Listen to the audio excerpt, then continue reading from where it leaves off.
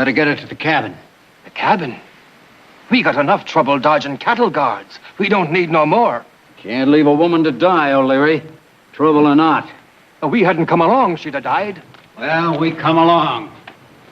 What does she mean to us, Jace? We never seen her before. She's a stranger. Told you I ain't a woman killer. But I say we can't take her. If we get slowed up now... You so worried about them guards? Ride on. I'll follow quick as I can.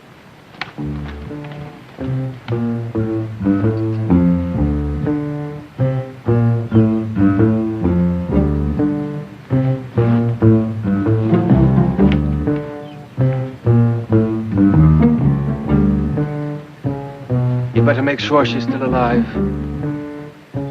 She's alive.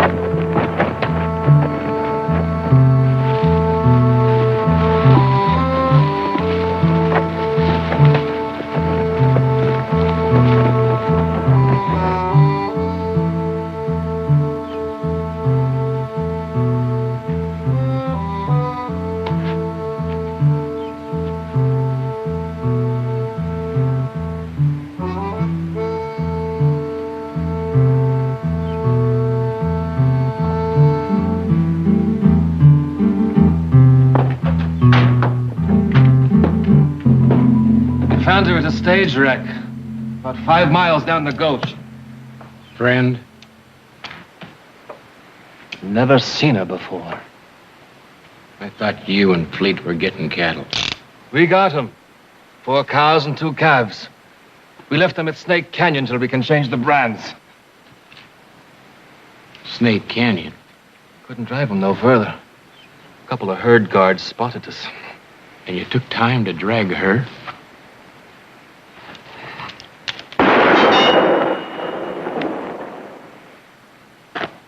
That don't make sense.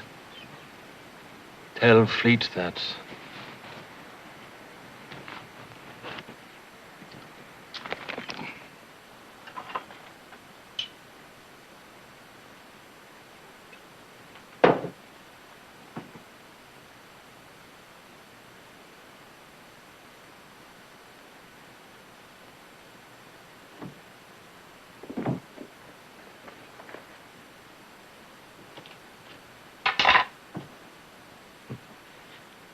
That bruise ain't so bad. I think she's coming around. Maybe she's hurt inside. Oh, I don't think so. She, looks kind of like Hessie, don't she? Not to me. Well, I don't mean her skin, color of her hair, nothing like that, but the way her face is. Don't you see it? Kind of strong-like, but soft, too, and gentle. Hessie's face was like that. Well, she ain't Hessie. From what's left of her clothes, she's a high-flown lady. Probably kin to the same kind of men what killed Hessie. Maybe. But we still couldn't leave her to die. What happens if she lives? She'll be able to tell all about this place, what it looks like, maybe even where it's hid. Now, what are we going to do with her? We can't let her go.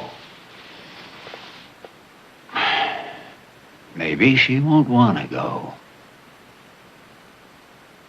You're a fool, Jace. A fool.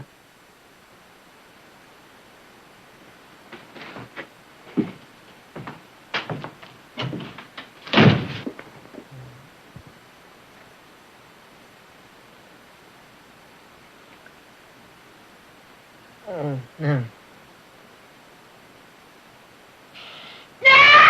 Easy. Easy now. Easy. Easy. You're all right now. You're all right.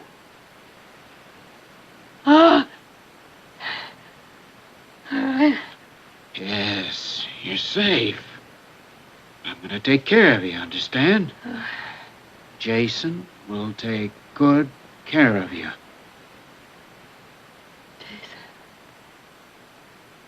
Jason, take it.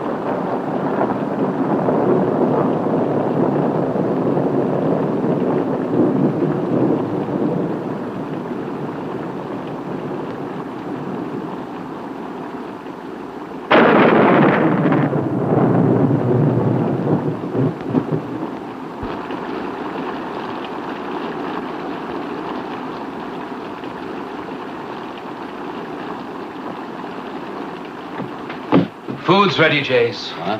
Oh, they're right there. Hey, Larry. Remember this?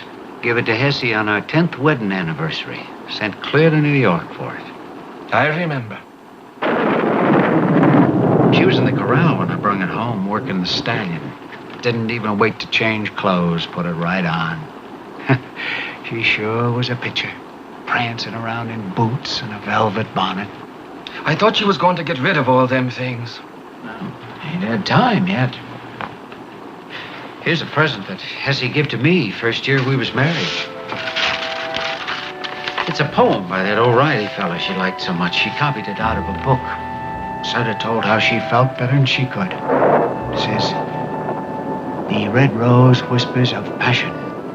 The white rose breathes of love. The red rose is a falcon. The white rose is a dove.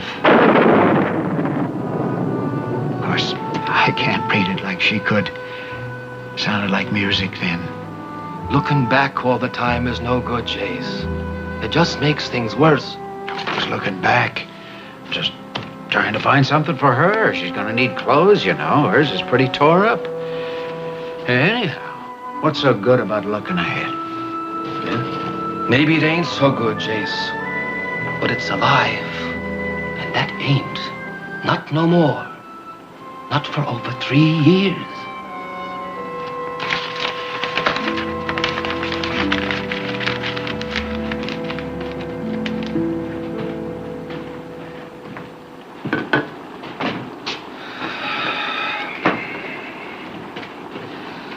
Fleet is mooning over that trunk again.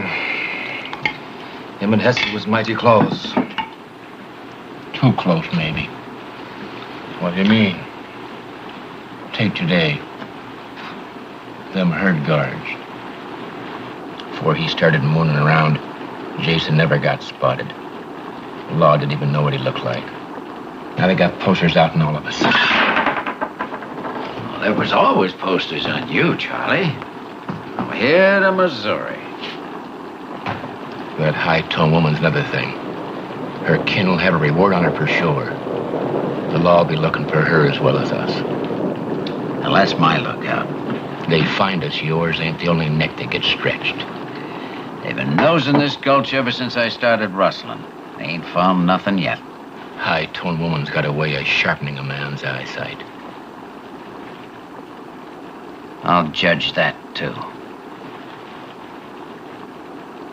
Jason! Jason! Here. Jason! Here. I'm Here. Oh, you are real. Oh, I thought I was dreaming. Oh, I'm real all right. You're safe, just like I said. Say, oh, it doesn't seem... Oh! Oh! Head hurt? Uh, Now, you just lay still. uh, Oh, you got a pretty bad knock.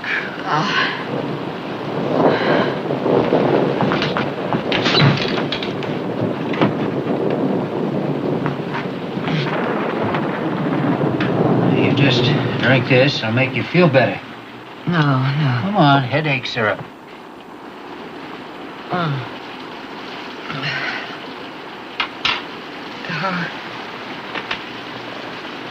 How long have I been lying here?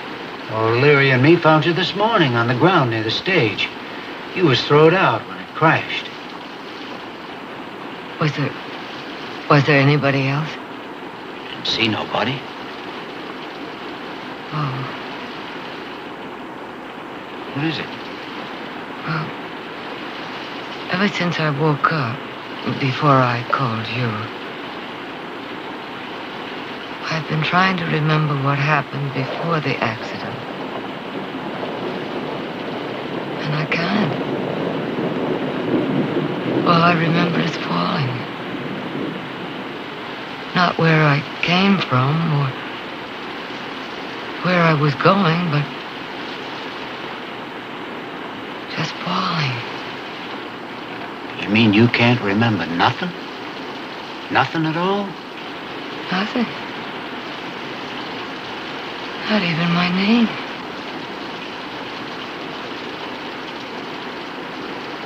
Your name's Hesper. Hesper Fleet. Hesper. You're my wife.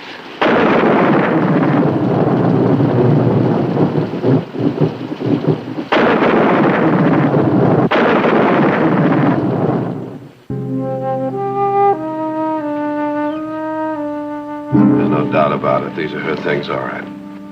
I made this for her myself. Fred, I don't understand it. They found the driver's body. How could she just disappear? She could have walked away, gone for help, and gotten lost. That mountain country around Volcano can be pretty tricky if you're not familiar with it. Weren't there any tracks? It was a cloudburst. Right after the accident, everything could have been washed away. I'm sorry. I just can't believe that she's dead. Neither do I. We can reach Volcano in a couple of days. Let's go. You take care of things here till Nick gets back from El Paso. Wait a minute. You can't get through to Volcano. What do you mean? Nobody's going up there. The storm broke out a dam 2 miles south of town. You'd have to swim, and even then the Army'd stop you. What do you expect us to do, Fred? Just sit here and wait? Use your head, Jared. Now, look, I know how you feel, but nobody can do anything until that water goes down.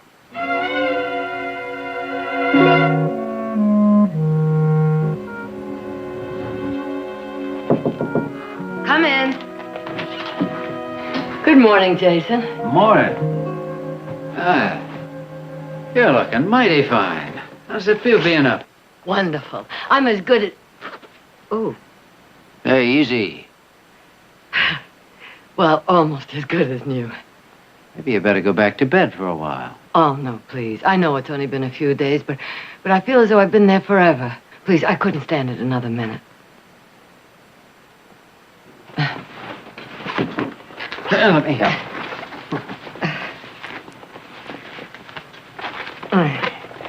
They feel comfortable? Mm-hmm. You always favored boots over slippers. I wouldn't even have known they were mine.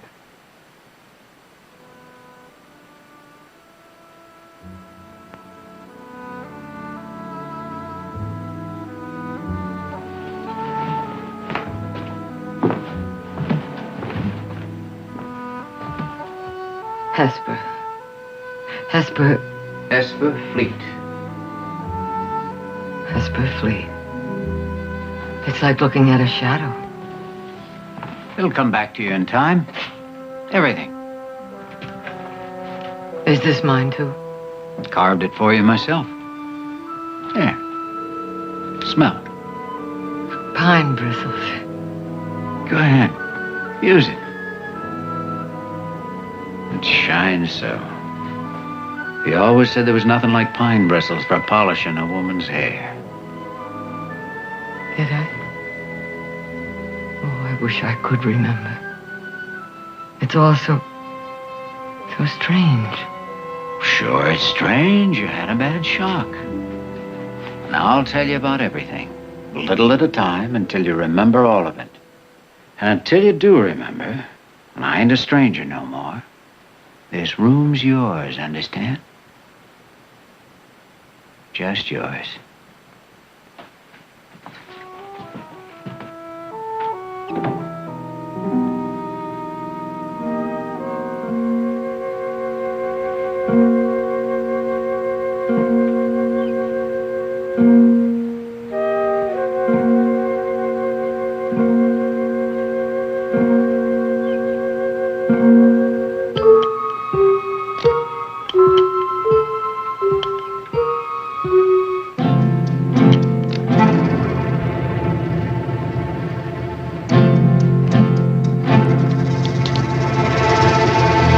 I wouldn't advise squeezing that trigger.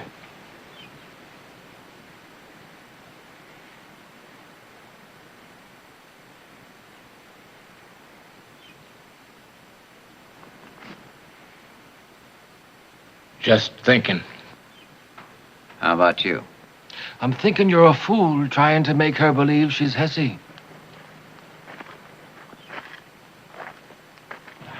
She already does believe it. Maybe. But it ain't stopped her puzzling. Ain't gonna stop her from asking questions neither.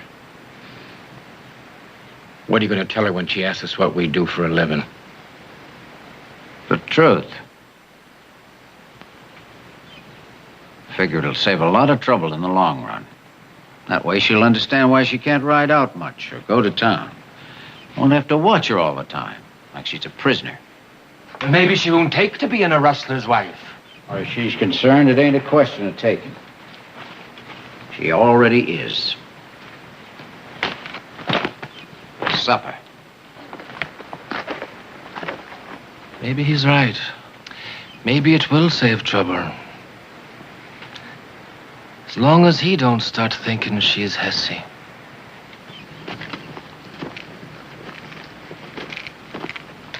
Still wondering, Hesse? I'm always wondering. Jason, maybe if I went back there to the wreck and looked at it, would you take me there? Take you? Well, sure, a few weeks. No, now, today. Long way. Hard riding. Well, I don't care about that.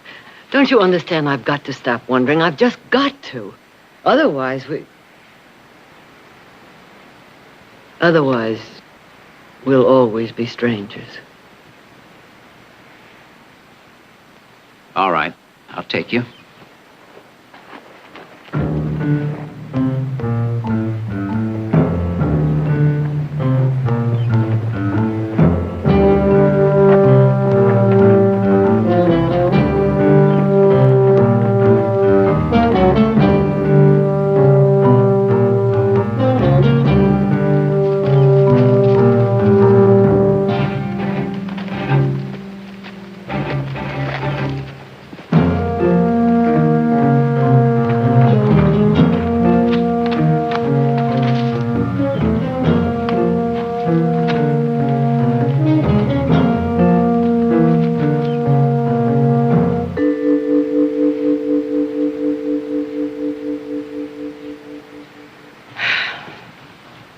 Mean anything to you? No. Why was I on the stagecoach, Jason? Well, you was coming back from Amador City. Amador City? Yeah, supposed to be a real good lawyer there. You went to see him about trying to get our ranch back. Hey, a few years back, you and me and O'Leary owned all this land. Had the biggest spread hereabouts. Well, the gold hunters come and took it away from us. I don't understand. Squatting all over the place, digging, killing the stock, fouling the water. But the law, surely the Well, law... This land is part of an old Spanish grant. The law wouldn't recognize our rights to it. So at first, O'Leary and me fought back, gun to gun. But there was too many of them, and they burned us out. All except that old place we're living in now. Couldn't find that. And so we lost everything. And I can't even help share the memory. You're here. That helps. We might as well go. Nothing even looks familiar. Oh, Chase, wait.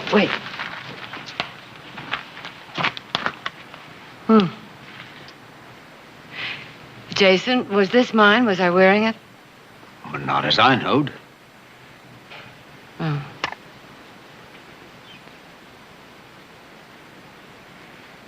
But didn't you... I thought you said nobody else was on the stagecoach. There wasn't. Or at least not that we saw. Why? Them pictures look familiar to you?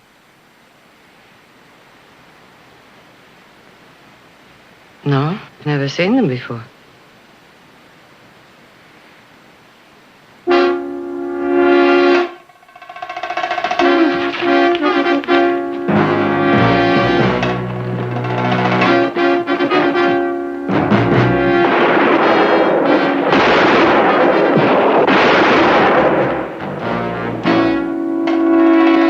Give it up, Fleet. Quick, get behind the coach.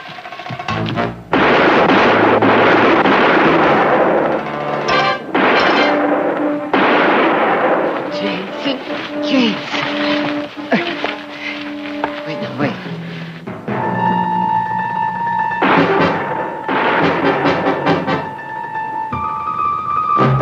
Put away your gun, Fleet. You haven't got a chance.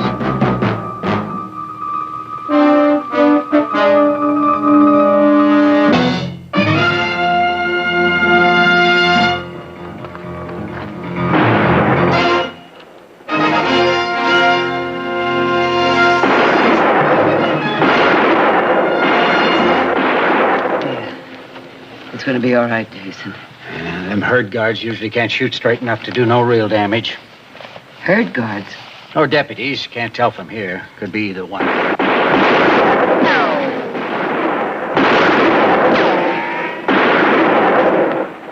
What do they want? Why are they shooting? Burning us out didn't change nothing, Hesse. O'Leary and me figure this land is still ours. And everything on it, including the cattle. So, we've been taking them back, a few at a time.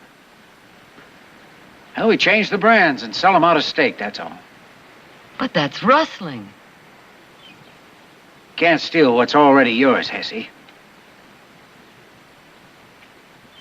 Well, I knew it'd come as a shock. You never did like it much.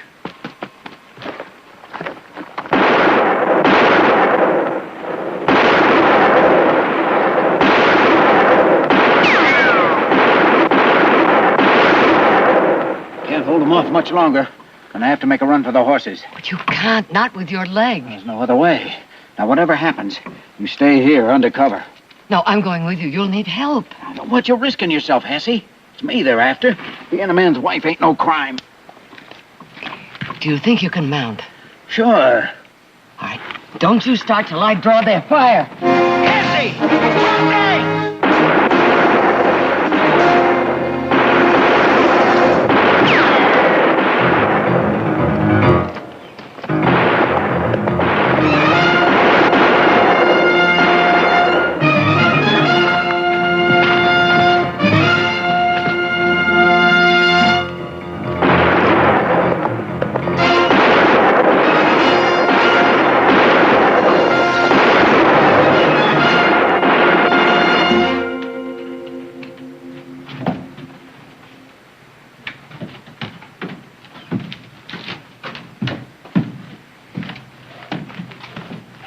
I thought you were resting. No need. Ever since you put that salve on, leg's feeling much better. I'm sorry I had to go against the law to save me, Hesse. I know you didn't like it much. I couldn't let them kill you, Jason. Oh, I made you a little present. Kind of cheer you up a little bit. Carved it to match the brush. Oh, that's the loveliest comb I've ever seen. Thank you. I know it's hard to see the truth from just being told the past, Hesse.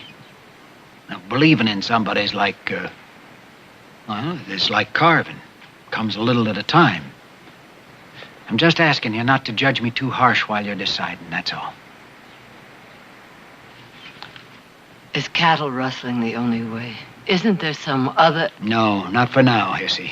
Believe me that much.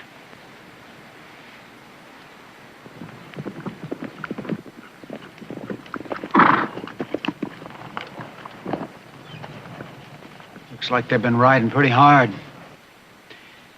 You mind fixing some coffee?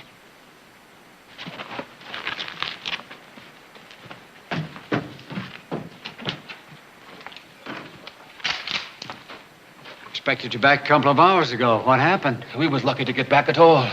Them cattle guards set the sheriff from Volcano on your trail. Him and the deputies are crawling all over the gulch. They find this place, we'll have her to thank. How do you figure that? It was on account of her that you went back to that wreck. Charlie's right. She's nothing but trouble, Jace. We got to get rid of her. Get rid of her? What do you mean? But we don't have to hurt her none. Just blindfold her. Then set the horse loose someplace where they'll be sure to find her. We turn her loose, she's liable to bring him back here. Better they find her body like they should have in the first place. You touch her, I'll drill you right between the eyes. Now, it's plain somebody's got to die.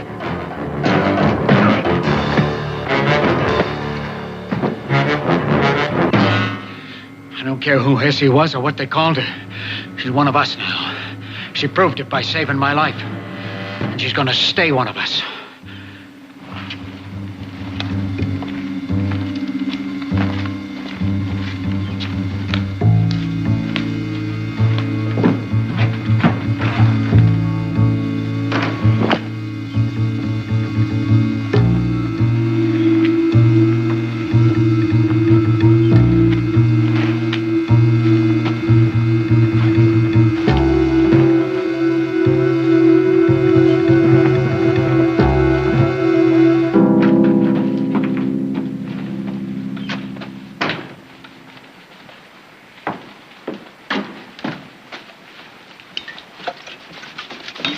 Cold water. I thought you might like some. Thanks. Sewer drippings? Keeps the leather from cracking. Well, you'll be needing more. I'll start saving it for you. Now, don't trouble. I run out, I'll get my own.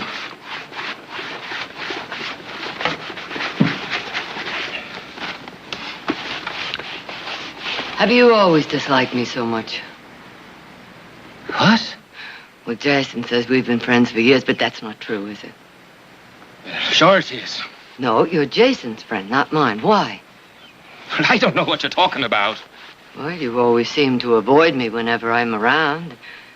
You never speak directly to me, not really. Not even to say, pass the coffee. Well, I don't mean no harm. I just ain't talky, that's all. Was I different before the accident? Is that it? Different? What do you mean? Oh, I suppose I look the same, but people are feelings and memories. How did I feel about things? Was I happy? Was I sad? Well, ask Jace. He recollects better than me. No, better perhaps, but that's not the same thing. Don't you see, O'Leary? I've got to remember. Otherwise, I'll never find myself again.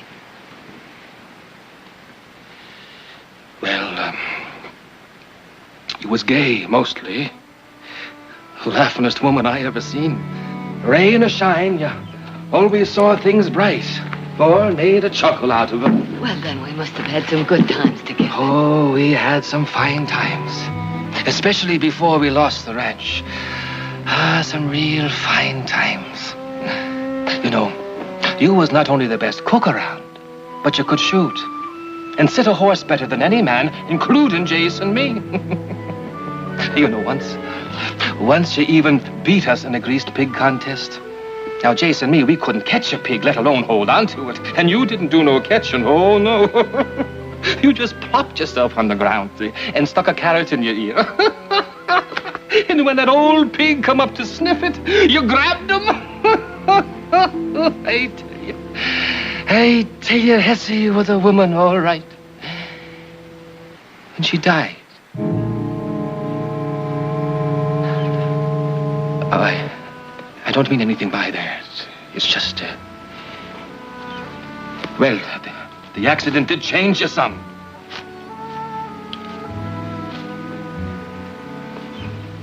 I promise you one thing, O'Leary. If I never remember anything, I'll try to be Hessie again. In every way.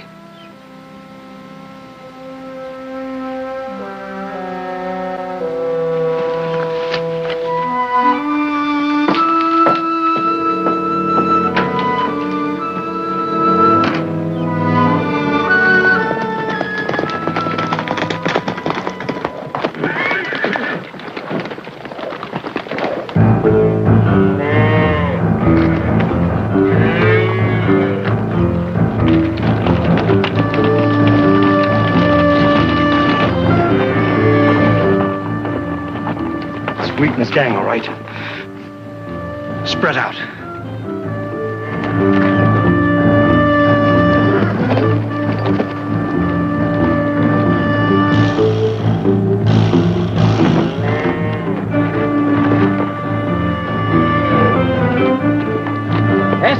Hesse, bring the iron.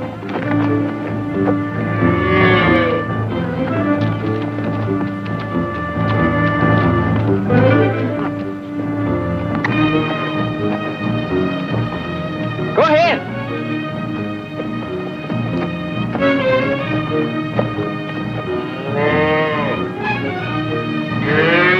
All right, Hesse, go ahead.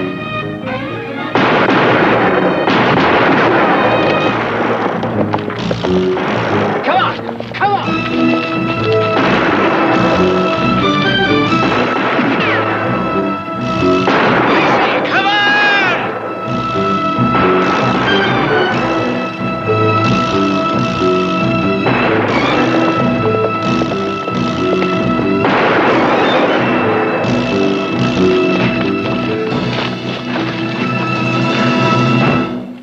Thought we had fleet this time.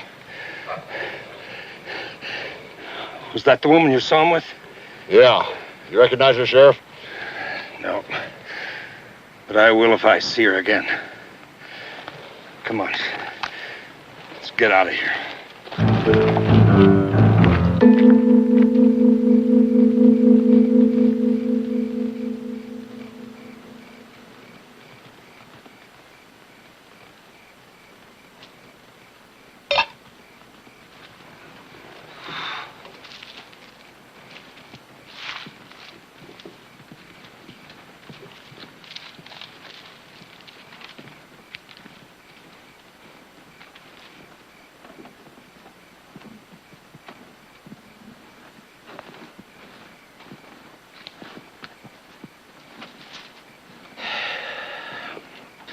I'm as hungry as a she-wolf with 6 pups.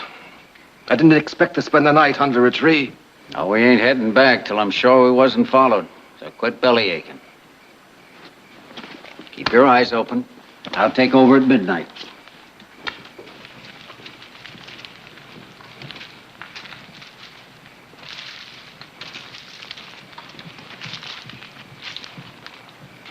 I'll be finished with this in a minute. You can darn a shirt and brand a steer in the same day. I'd say I'm a pretty lucky man. Jason, I've been thinking about that brand on the cattle today. It seems so familiar. Well, that's no surprise. We get cattle from all over. Might have been quite a few carrying that brand. But I've been remembering other things, too.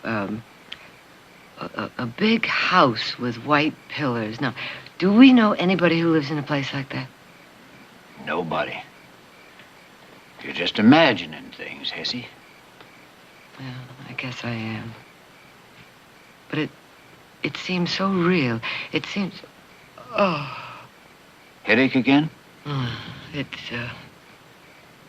It's been coming and going most of the afternoon.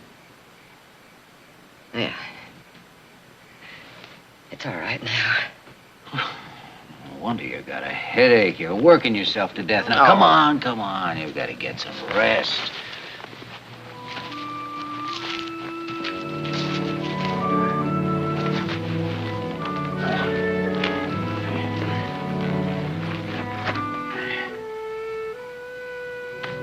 Good night, Hesse. Good night, Jason.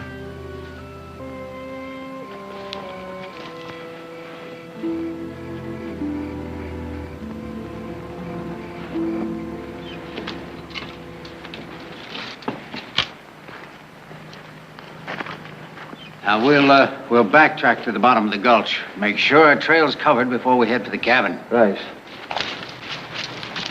It ain't likely anybody will pass this way. Well, I'll feel a lot easier if you have this. I feel so much better. I wish you'd let me go with you. Oh, it's gonna be hard riding. You're better off here, resting. We'll be back in a couple of hours.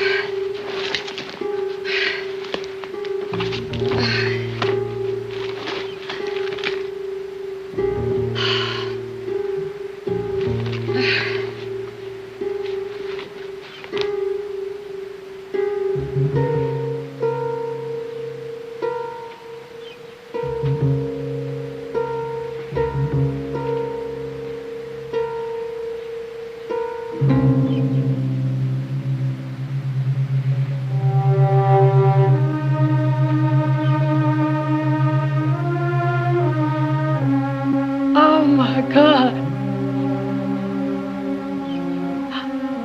Oh, my God.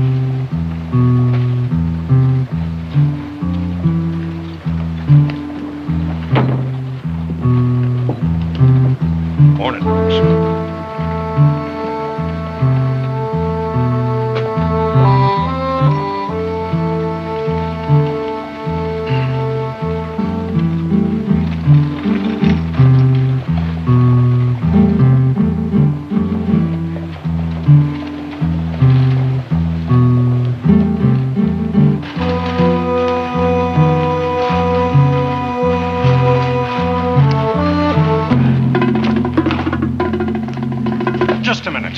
I didn't think you'd have the nerve to come waltzing into town in broad daylight. I don't know what you're talking about. I just came to town to send a telegram. You just come along with me. You're going to answer a few questions. What questions? About your friend, Jason Fleet. Jason Fleet? I don't know anybody by that name. You've made a mistake. You made the mistake thinking you wouldn't be recognized.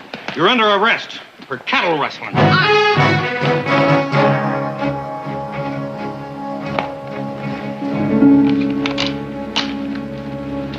She's been caught. She didn't even have a chance to use the rifle. Ain't no sign of struggle. Well, they probably sneaked up on her just like they did us yesterday. Then how do you account for just one set of tracks leaving here? I'm telling you, Hesse wouldn't leave like that. The law's got her, and I'm telling you something else for the last time. Jace. Hesse was beat to death because she wouldn't say where you was hiding. Now, calling another woman her name ain't going to change that. You got to face it. You got to, Jace.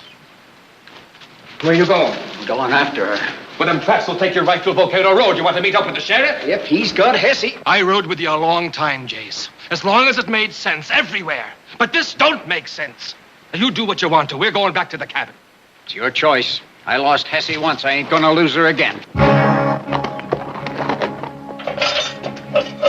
Sheriff, I don't know how many times I have to tell you I am Victoria Barkley. I was in a stagecoach wreck. Of course. And where you been since?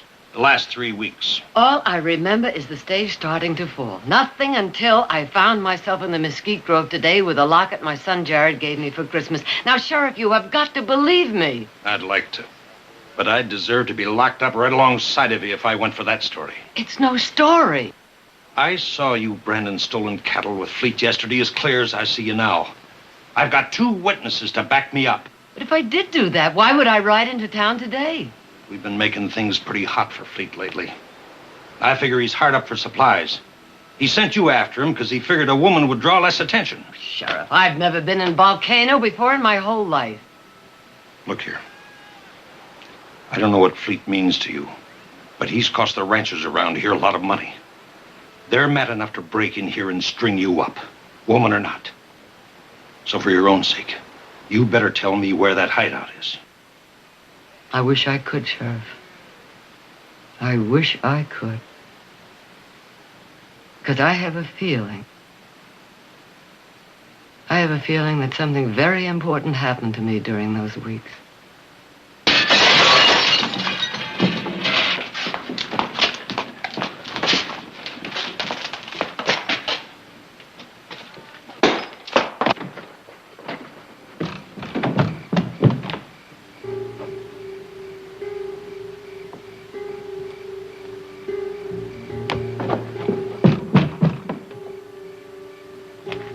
Essie. Essie.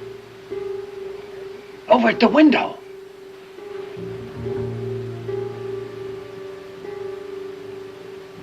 What is it? Who do you want? I figured the sheriff had you. Come on out as quick as you can. I got horses in the alley.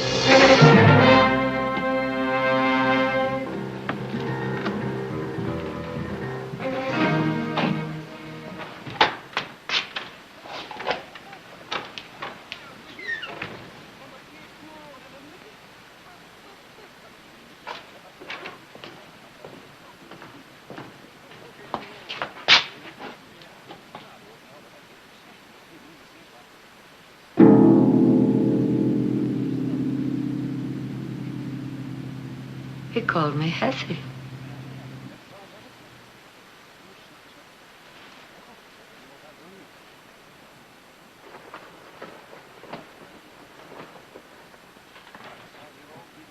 What is it, ma'am? I don't know. But I think I'm beginning to remember things. The hideout? Maybe. Where? I think I can take you there. We'll ride out at daylight.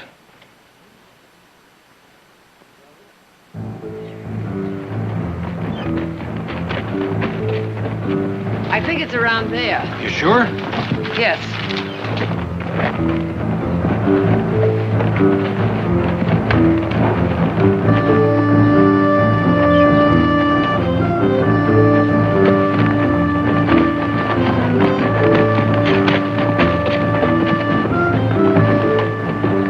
I remember that gully. How much further? I don't know. All I remember is the house. Let's go.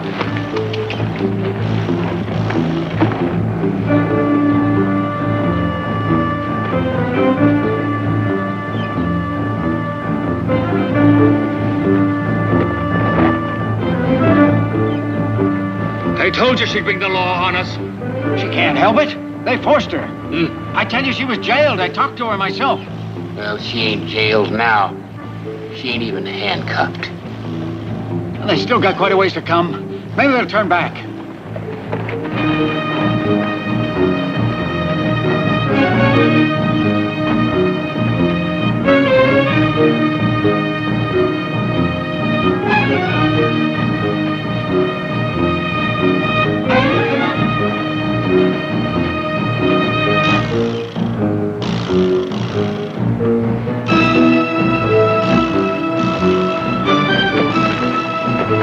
They're coming in range.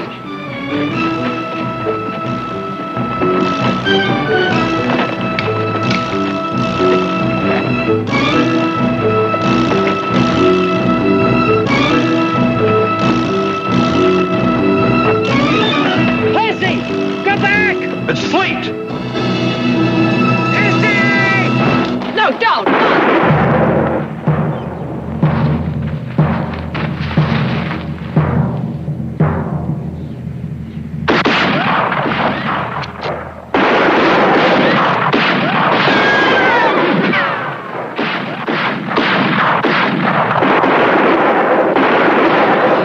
Jason!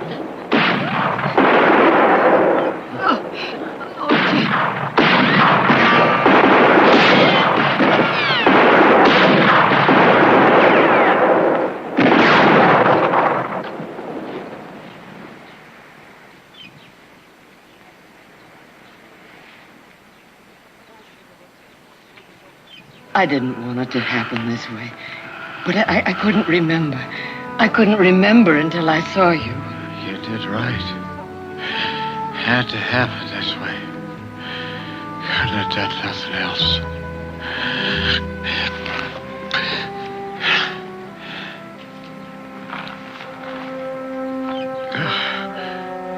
I'm glad you was Hesse. It was just for a little. So am I, Jason.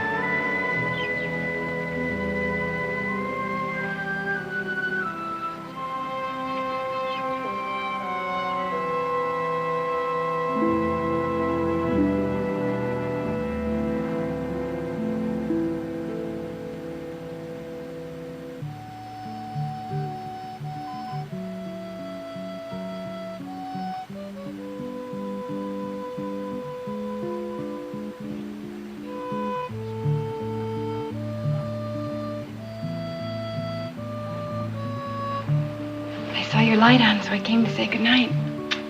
It's wonderful to have you home. It's wonderful to be home. What a lovely brush. Is that hand-carved? Mm-hmm. Pine bristles. And they say there's nothing like them to make your hair shine. What are you thinking? You know, it's difficult to believe there's a stranger inside you. That under other circumstances you might have lived, well, a different kind of life. I think there's a stranger inside of everyone. But I wouldn't worry too much about it. I hear there's at least one horse thief in the best of families.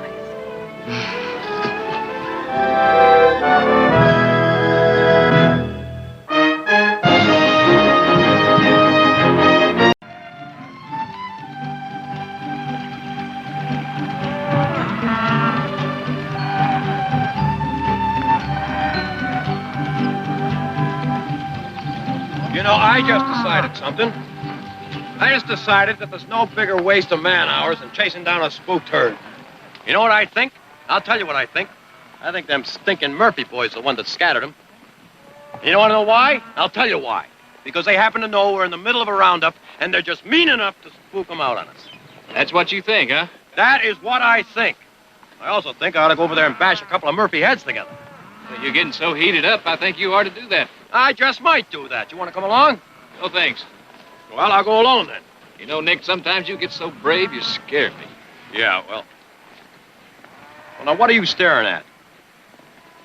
I wonder what those buzzards are staring at. Well, there's one way to find out, isn't there? I know. Let's go look. All right, come on, get.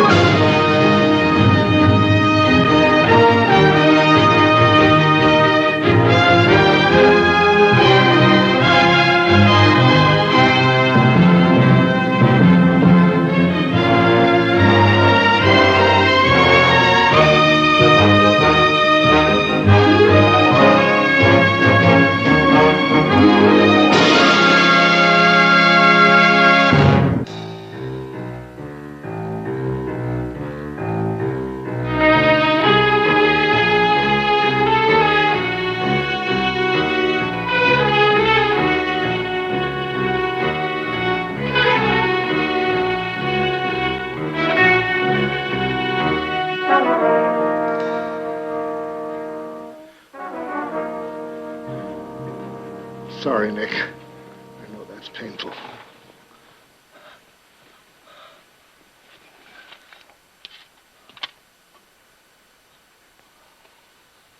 Here now. Drink this.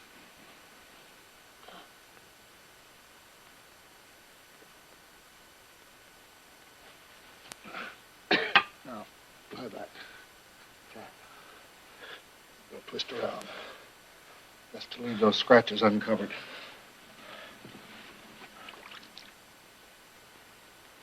All right, Nick?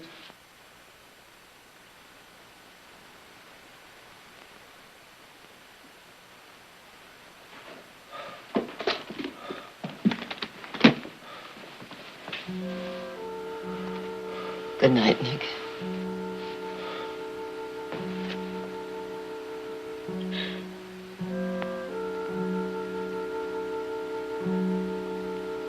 Well, you've been talking about having a vacation. Here you are.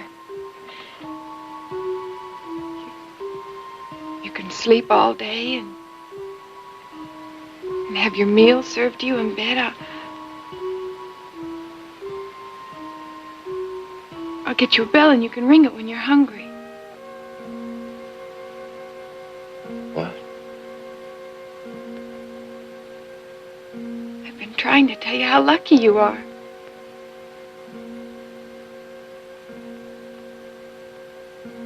Nick?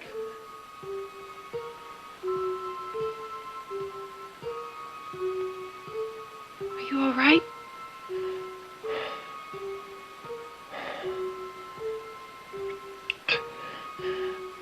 Fine.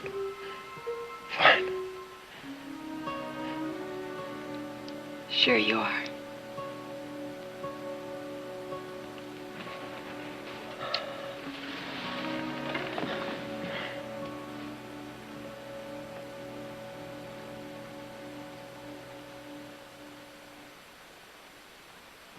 How is he? Well, he's got 3 broken ribs and some nasty lacerations on his legs and chest. That cat did quite a job on him. Quite a job. Knowing Nick, however, he'll probably decide the whole thing was nothing at all and be trying to kick up his heels in a day or two. But don't let him. Keep him in bed for 3 days at least. Then slowly let him get up and move around. He'll be all right if you don't let him push it. Doctor, he seems so strange. Yes, what is it? He looks at you, but it's as if he isn't seeing you. Well, that's only natural. He's still in a state of shock. He'll pull out of it all right. I'll look in on him tomorrow. Maybe around lunchtime, if you still have some of that pickled goose in the cooler. You've just gotten yourself an invitation. Good. In the meantime, Victoria, get yourself some sleep. Good night. Thank you.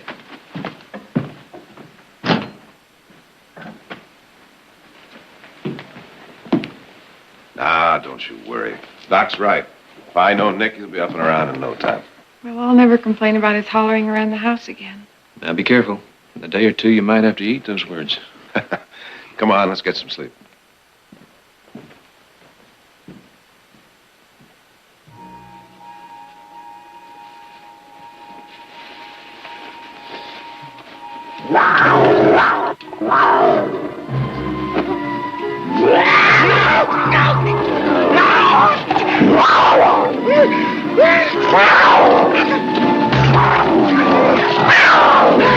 Get him off of me! Easy! Get him off of me! Get him off of me! Get him off! Get him off of me! Easy! Easy!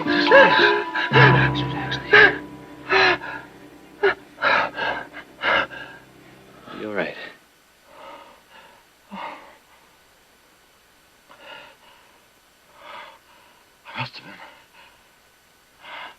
Must have been dreaming.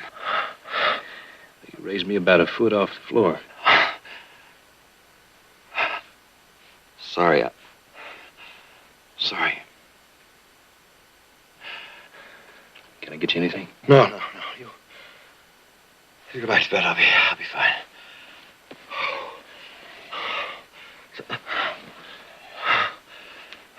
Go on back to bed. It's okay. You rest easy here.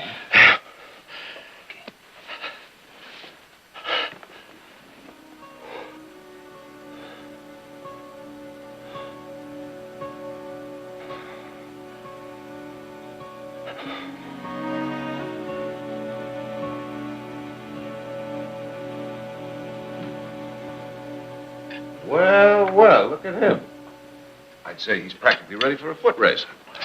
A short walk to the breakfast table will do for today. He might be a little stiff on the outside, but his belly must be working all right. Empty sack won't stand up, you know.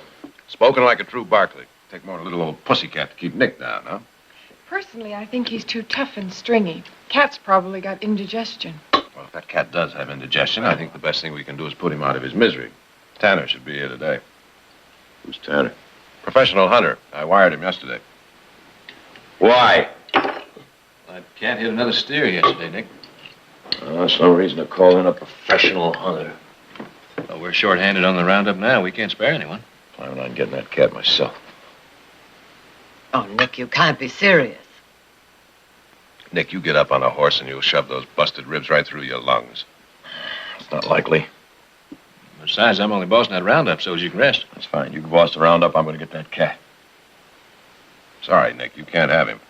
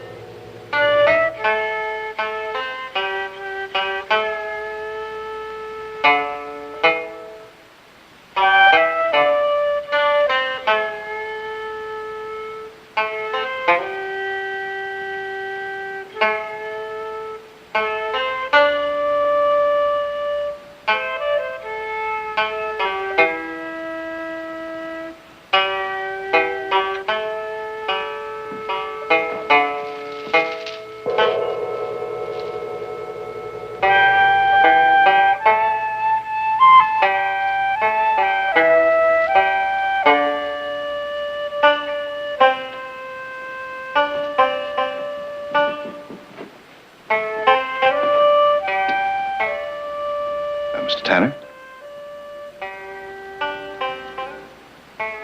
My name is Jared Barkley. They told me at your hotel I'd find you here.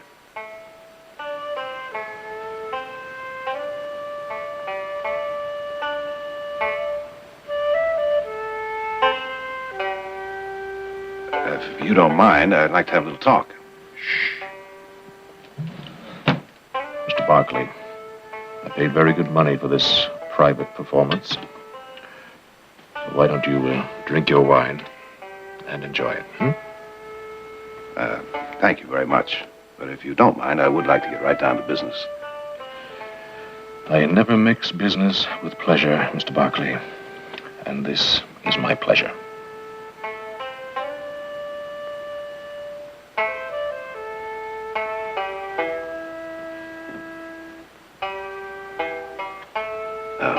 Tell me, Mr. Tanner, how much longer does this performance last? Another 2 hours. Well, if you don't mind, I have some other things I'd like to take care of, so maybe you could meet me in my office after this is over with. Relax, Mr. Barkley. Culture is good for the soul. You'll just try a little of this rice wine. I'll explain to you what's going on.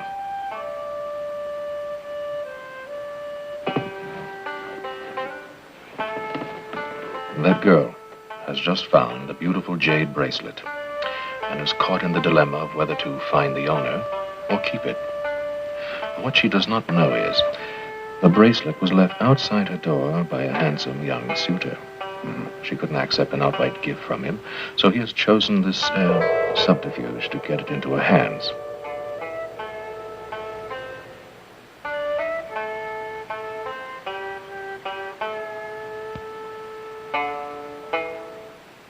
She cannot resist it. And the young man, of course, can now announce that it is his gift. You see the subtlety of the Oriental mind, Mr. Barkley. Oh, yes, perfectly. Good.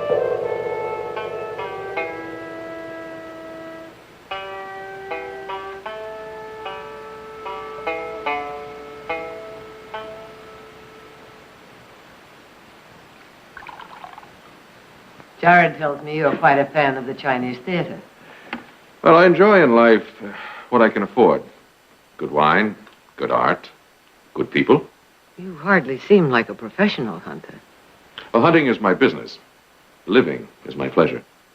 Well, you come highly recommended. And you are even more gracious and lovely than I've been told. Oh, Mr. Danner, you are a charming liar.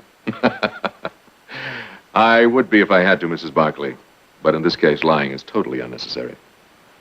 Mr. Tanner, just when is it you plan to get started? Before dawn. Good. If you'll excuse me, I'm off to Sacramento in the morning, so I have to turn in early. Good night, Mother. See you at breakfast, Nick. And I think it's about time for you to turn in, Nick. I want to say something first. Oh? I'm going with Tanner tomorrow morning. Nick! Mr. Barkley, I think you'd better understand something. You can't come with me. I work alone. I think you better understand something, Tanner. I was against hiring you in the first place. Now, there's nothing personal in that. Even if I allowed you to come along, Mr. Barkley, you're in no shape for it. I'm the best judge of that, don't you think?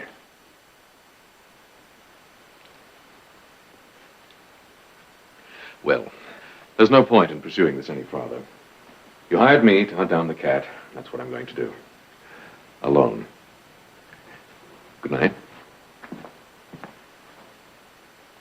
Nick, I thought we settled all this at breakfast. You were going to stay here and rest. Now, Mother, this I'm a doesn't- fast mender. Probably a medical marvel. Nick, Now, what do I have to do to convince you? Would you like me to run around the house a couple of times holding my breath? Or maybe you'd like to see me jump the corral fence? Oh, come on, Mother, stop frowning. Look at his smiling face. I'm a picture of health. Nick, I won't buy it, Nick. Mother, that cat hit at me, and I'm going to hit back. Revenge. Oh, for heaven's sake, Nick, that cat is a dumb animal. You're a man with intelligence and reason. You don't need revenge. It's getting late, and I got to get up pretty early in the morning. I best get some sleep. Good night. Nick, there's more to it, isn't there? It's just something I have to do. So. Good night.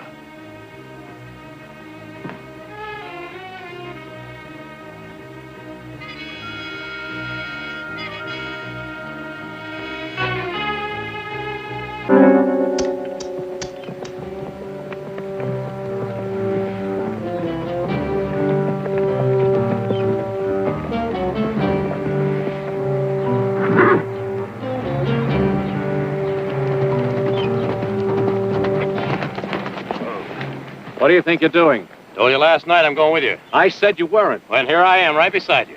Barkley, that is not an ordinary cat. A man wounded him once, or he wouldn't have attacked. And he'll attack again at the first smell of you. Take my chances.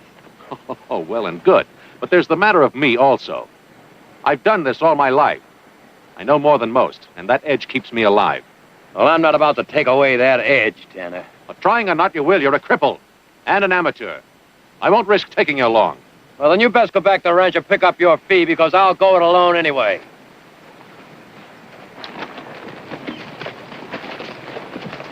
All right, Barkley. You want to track cat? Come on.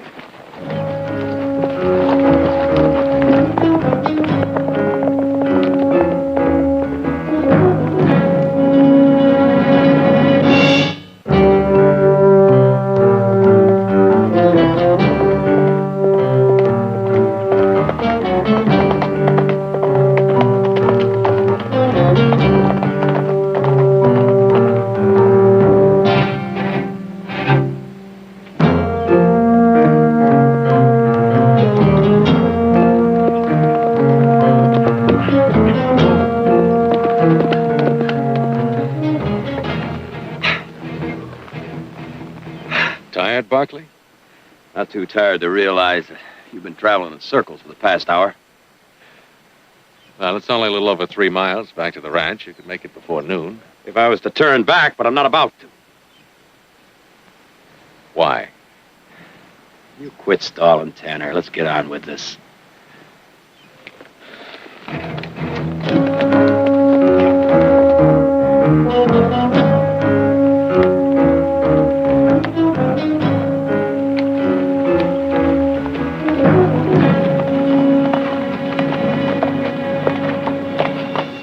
couldn't keep you from coming along with me. It doesn't mean I have to explain my moves to you. Uh-huh. Well, the way I got it figured is since that cat's been fired at the last 3 times he's been near the herd, he's probably gone up high and let things cool off a bit. Well, that's pretty fair figuring, Mr. Barkley. Glad to see you're aware of what's happening. Well, I was just checking to see that your thinking was correct, Mr. Tanner. Well, since you're so knowledgeable on the subject, maybe you could tell me what my next move should be. Well, I'd say since we think that the cat is in this area, it might be wise to stake out some fresh meat. Not bad. As soon as I decide the right place to do that, I'll just give it a try.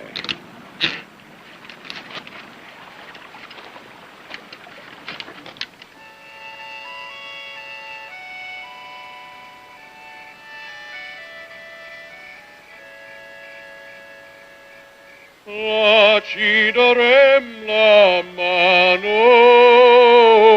la mi dirai di sì.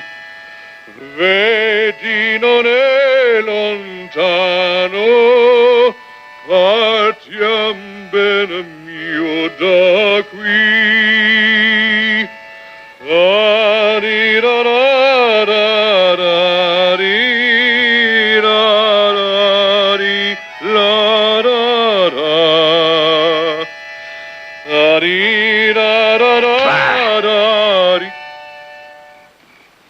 You don't like Mozart, Mr. Barkley? Oh, it's just bad coffee, and I don't like waiting.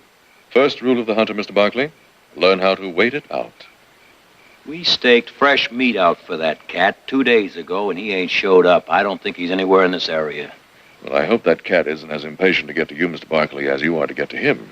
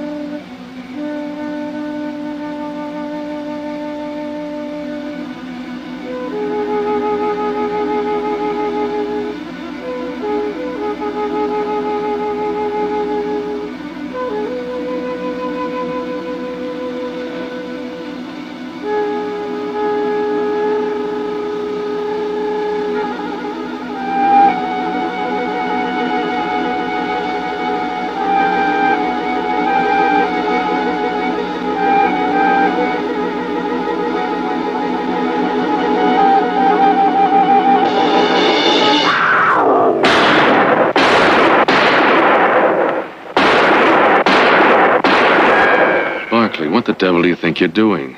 The cat. Right over in the rocks. The cat. That cat won't come near this fire, and you know it. But I tell you, I saw him. Barkley, the only cat around here is the one in your head.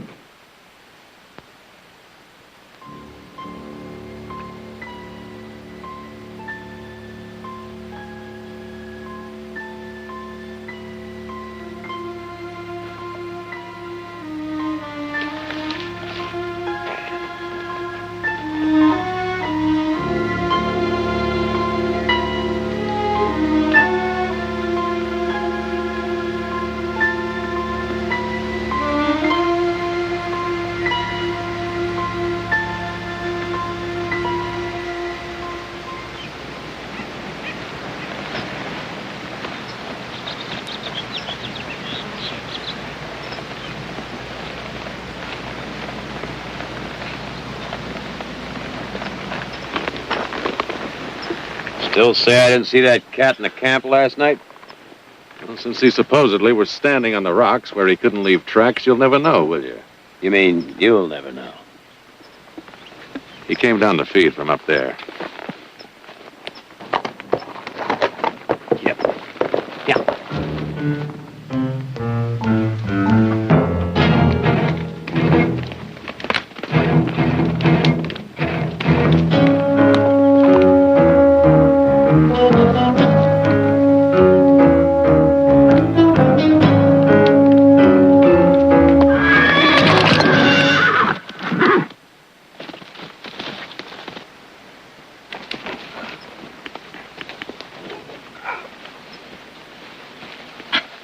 okay? I'm fine. Sure, you're in great shape. But I'm fine. You're caving in. Now, why don't you sit down before you fall down?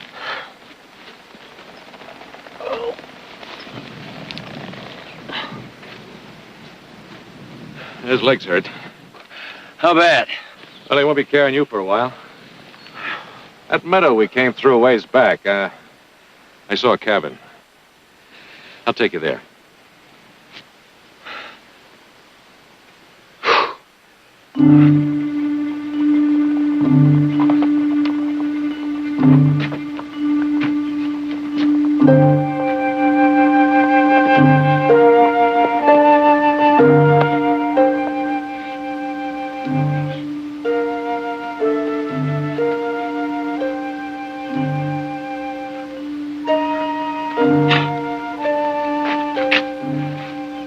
Hello there.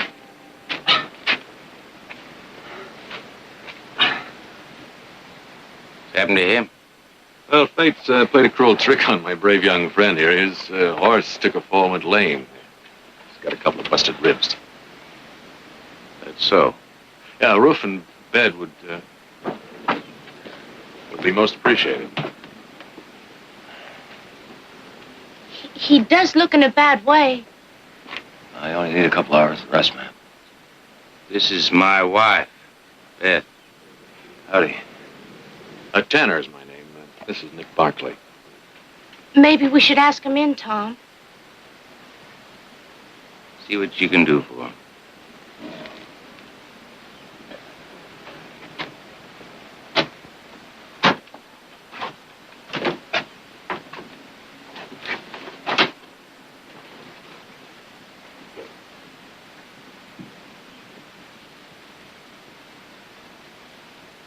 Something wrong?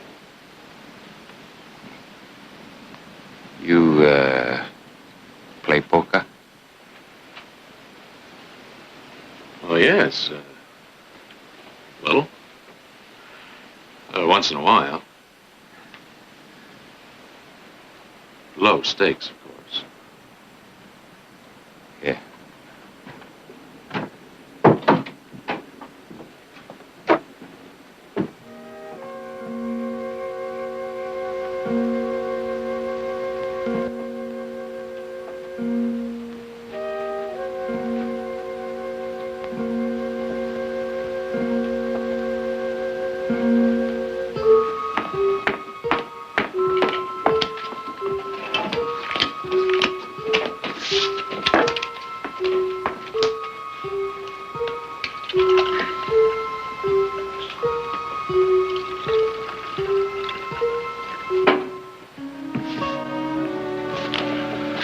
$20.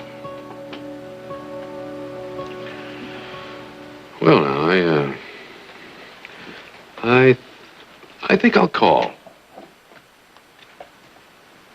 Straight. Yes, let's see. Now, you have a straight, and I have all hearts. Now, let me think. That's right. A flush beats a straight, doesn't it? I gotta get some money out back.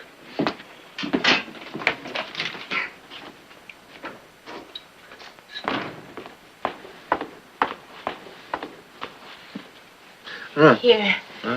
Try a little of this, Mr. Barclay. What is it? It's a special broth I fixed for Oh. you. No, it's very good, thank you. Why, you're a generous and sweet angel of mercy, Mrs. Giles. I'm not really Mrs. Giles. You're not? No. Mr. Giles won me from a saloon keeper in a poker game.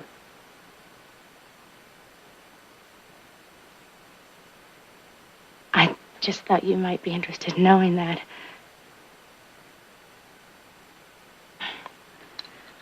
Now, drink your soup.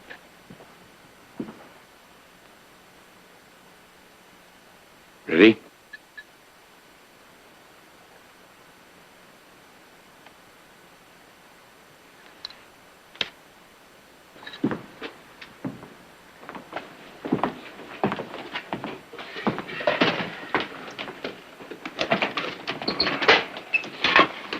I'd say we raise the ante, Mr. Tanner. You mean play for more money? It's a general idea.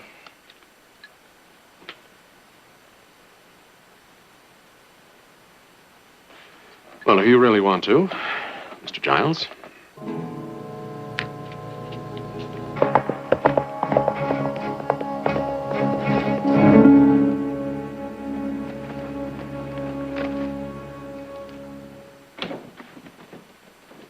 Jared, Good evening, Mrs. Barkley. I didn't hear you ride up. How did everything go in Sacramento? Once again, I must modestly admit that my brilliance as a barrister saved the Barkley family from total destruction.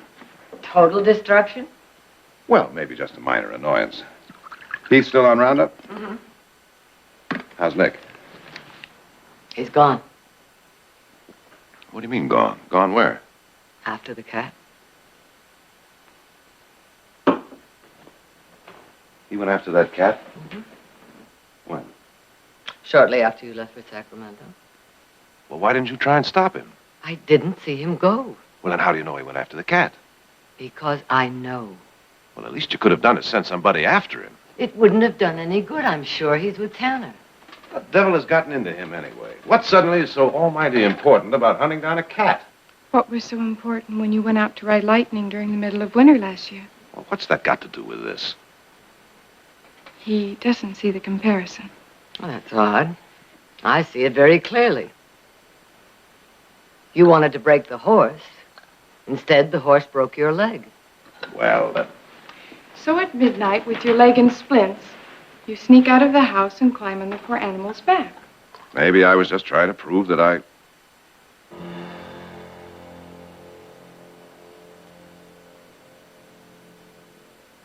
And maybe I see the comparison after all. We'll just have to wait until he gets back.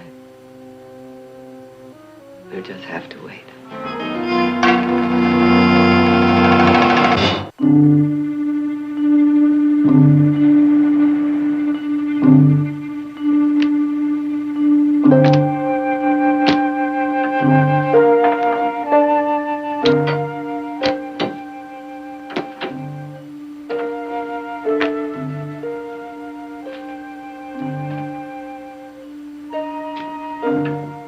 Beth?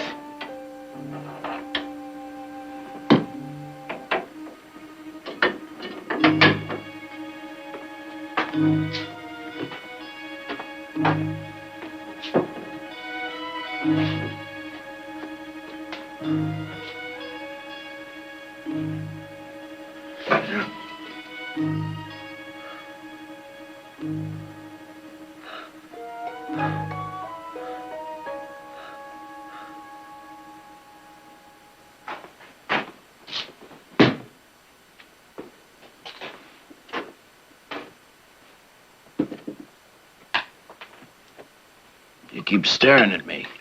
Sorry. I keep getting the feeling that maybe we've met before. We haven't. I don't usually forget a face. You never forgot mine. Because you never saw it before.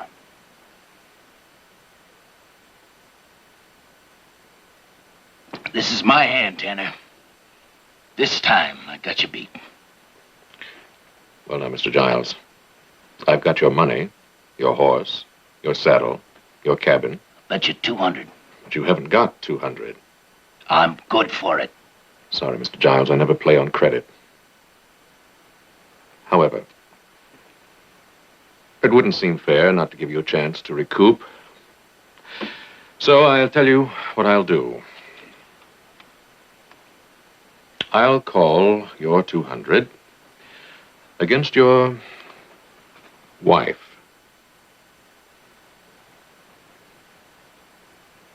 If the lady is agreeable,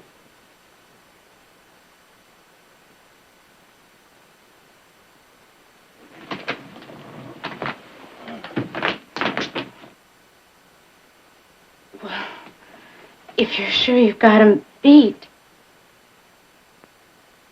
All right. All right. 3 aces. I have 3 queens. And 2 9s. You stinking. You cheated me! Mr. Giles, what makes you say that? You made me think you didn't know much about poker.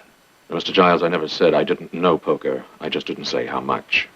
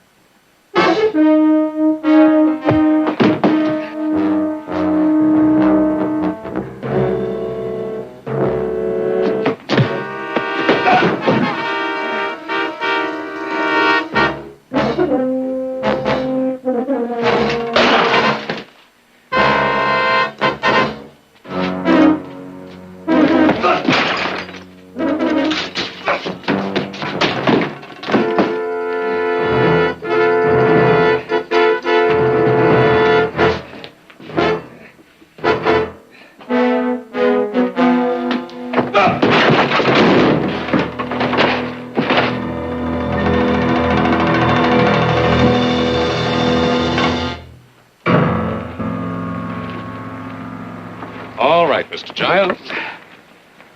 Now, even though you are a very poor loser, I'm going to be very kind to you. I'm going to let you go over there and get that horse. Just the horse, because I'm going to keep the saddle. And I'm going to let you ride out of here, all right? All right.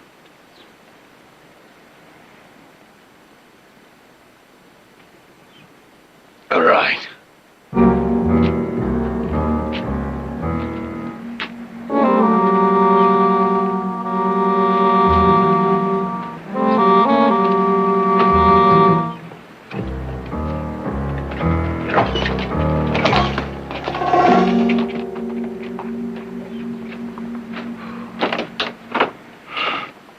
What's happening? Well, there he is. Oh, bright-eyed like a hungry fox. Did you sleep well, Mr. Barkley? What's going on? What was all that fighting about? The evils of gambling. He was a very poor loser. Oh, well, we best get moving. Right you are. But you have got to do one thing first. What's that? You have got to put your boots on. Oh, well, you kind of like him, don't you? Yes. Good. Then keep him here. You're leaving him with me? Mm-hmm. He keeps chasing that cat in his condition, he'll kill himself. Aren't you going to say goodbye to him? No, it's best I don't. He can be a little stubborn sometimes. I'll stop on my way back down the hill. You hear 3 shots, put the skillet on, because I'm going to be hungry. Oh, have fun.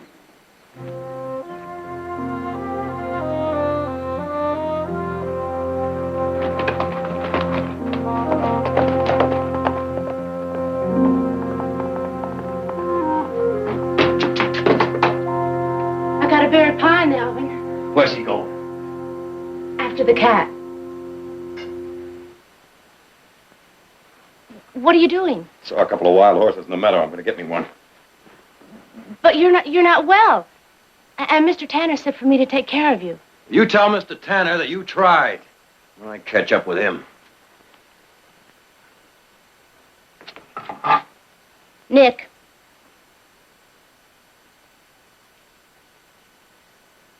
No. Just what do you plan to do with that? Mr. Tanner said for me to keep you here. Berry pie wouldn't work, so you figure the gun will, huh? It's for your own good. And you're the judge of what's best for me. What? But you're not thinking clear on account of you're sick. Beth, if you're going to use that gun, you best go ahead and do it. Because I'm walking out of here.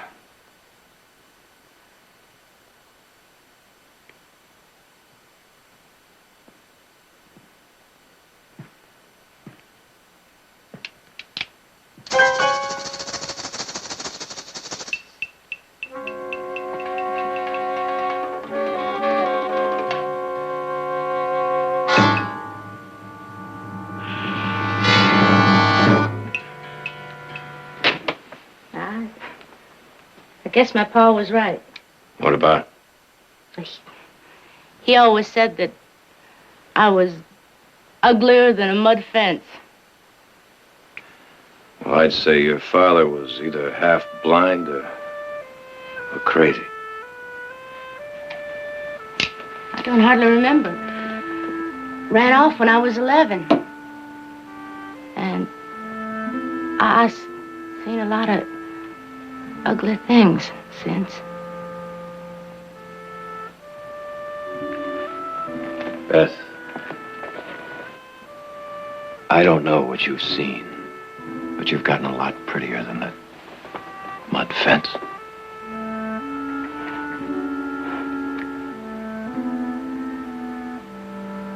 Then why you want to leave? Well, I just have to finish what I started.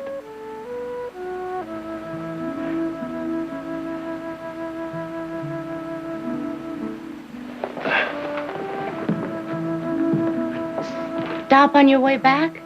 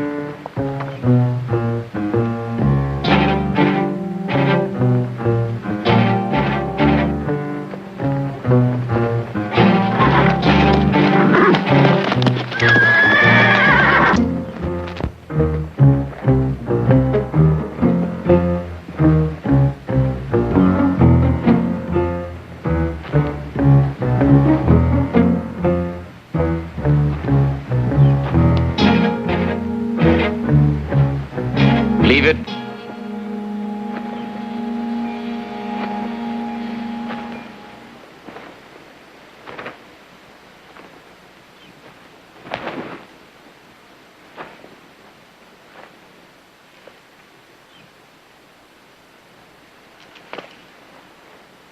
Mr. Giles, where did you find that rifle?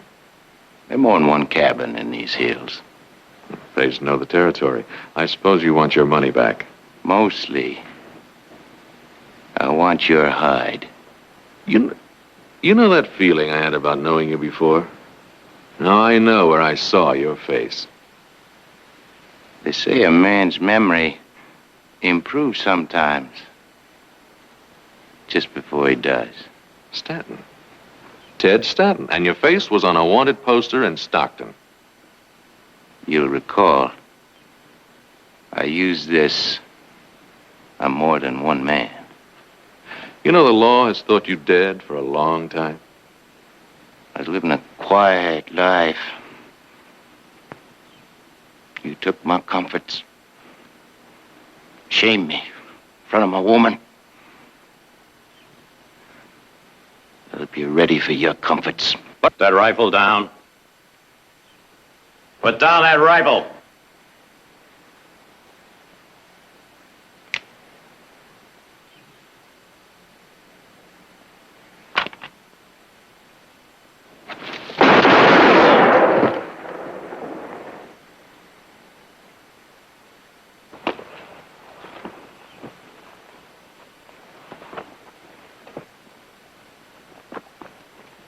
How long were you standing there?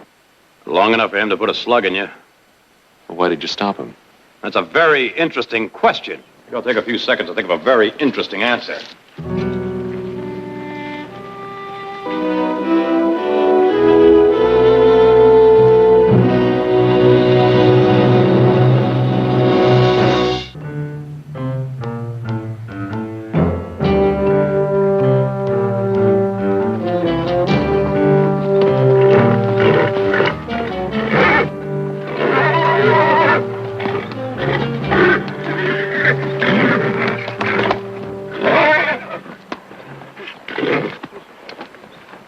Barkley, you're asking for trouble. You know that, don't you? You don't hunt a cat with a spooky horse. Nothing wrong with this horse. Oh, sure. Saddle on its back for a couple of weeks, it'll be fine. But right now, you two are strangers. We'll get acquainted. There's no time. That cat's pretty close. Now, if you can't control that animal, we could get in trouble. That's my worry. Let's move out. You know, Barkley, you're not a coward.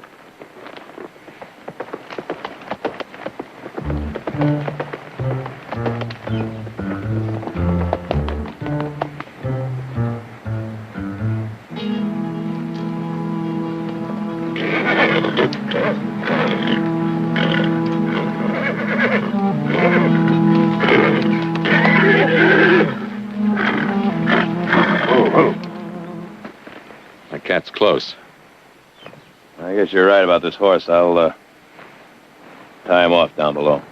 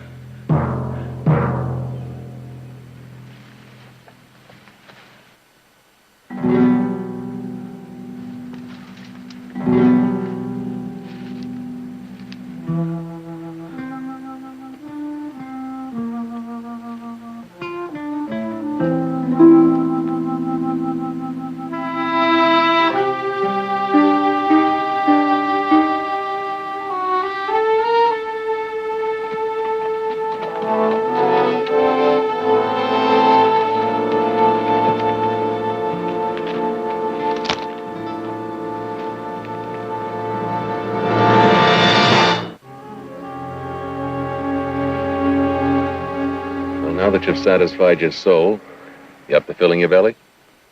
I promised that angel of mercy I'd fire 3 shots so she could put the skillet on for us. Jammed. It's jammed. How long has it been jammed? I guess we'll never know.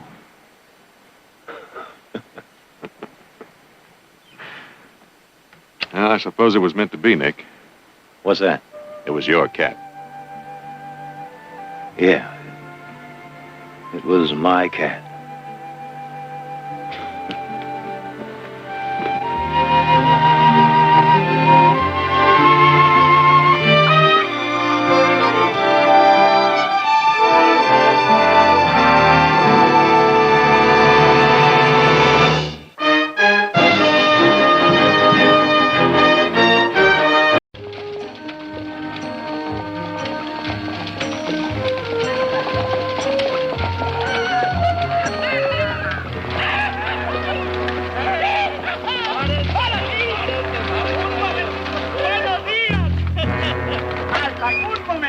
Buenos días, señorita. Buenos días, señor. ¿Cómo han estado?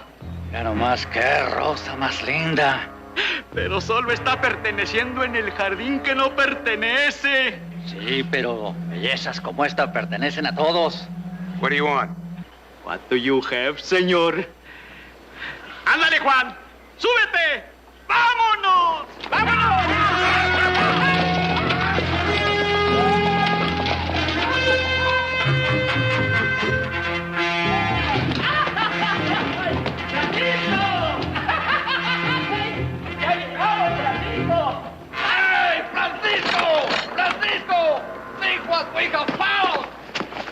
Señor, bájese, bájese. Ándale. What is this? My brothers, we were in mortal danger and we didn't even know it. Madre mía.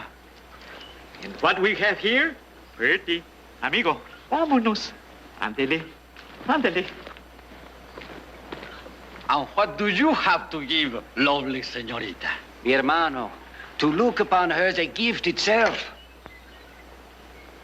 You are music for my lonely soul, señorita. I don't hear any music. That is easily remedied, señorita. Juan, the guitar. Sí, hombre, ¿cómo no? Señorita? Come.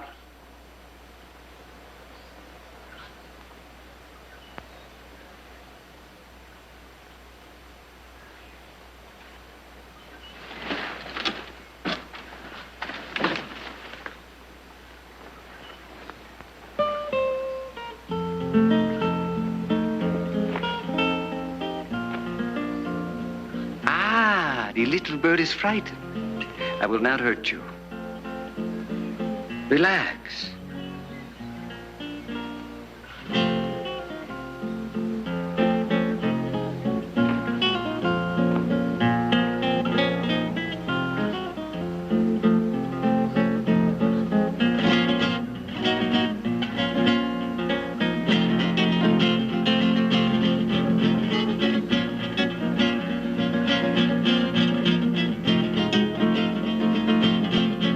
Take what you want and let us go.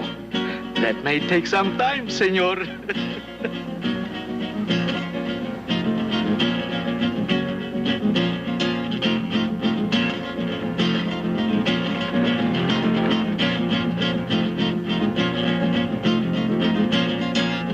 George, help me.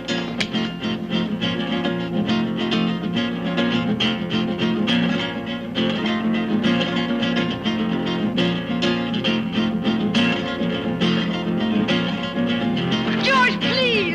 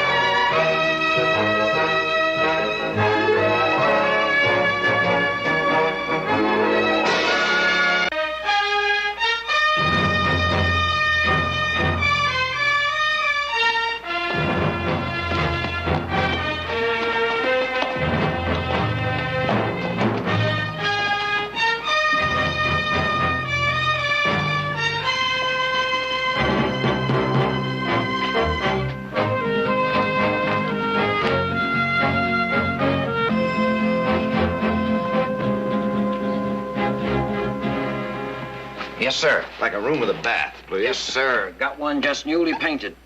Cost you $3, though. Well, I guess a man ought to treat himself to the very best every now and then. Yes, sir. By the way, have the Mendoza brothers checked in yet? The Mendoza brothers? Uh-huh. They're supposed to meet me here. No, sir. Nobody by that name is registered at this hotel. You're sure? Positive. Well, they'll be checking in a little later. When they do, let me know right away, will you, please? Yes, sir.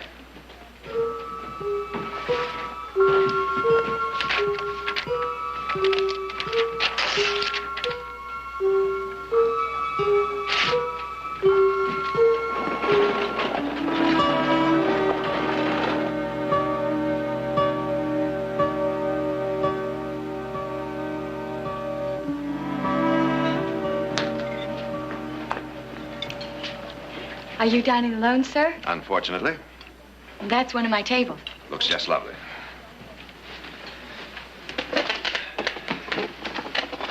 You better be careful, young lady. You're going to spoil me. I bet you're used to that. Now, let's see. What's exciting? Well, the pot roast is good, and there's a dance later. Well, now, maybe I better try both. In that order. My name's Sally. Hello, Sally. Sue? Guess I have to start somewhere. Jared? Well, George Akers. I thought that was you. How are you? It's Fine. nice to see you. Sit down. Thank you. You had dinner? I just finished, thanks. Oh. Well, how have you been? Splendid. You? Oh, can't complain, I guess. How's the law business here in Baker City? Oh, last week I defended a drunk who kicked a pig. How'd you do? I got him a light fine. Told the judge my client thought the pig was a mad dog. When'd you arrive? Oh, a couple of hours ago. To see the Mendoza brothers. Well, yes, as a matter of fact. Do you know them? Oh, I just met them very briefly. They said they were here to meet you. What do you mean we're here? They left. They left? Uh-huh. Well, I don't understand. They were coming here to buy some vineyard land from me north of town. Where the devil did they go? They probably went back to Mexico. They came in a couple days ago. Looked at the land, decided they didn't want it. Asked me to tell you about it. Well, I'll be... That doesn't make any sense. They sent me a $300 deposit. What'd they say about that? They understood it would be forfeited. That's a lot of money. Well, I wouldn't worry about it, Jared. After all, you did everything you could to hold up your side of the bargain. Well, I suppose you're right about that. Oh, by the way, how's your lovely wife, Alicia? Fine. She's visiting her mother in Cayuma for a couple of days. Oh, well, be sure and give her my regards. I'll do that. Well, it's good to see you, Jared. It's good to see you. If you get caught kicking any pigs before you leave town, give me a call.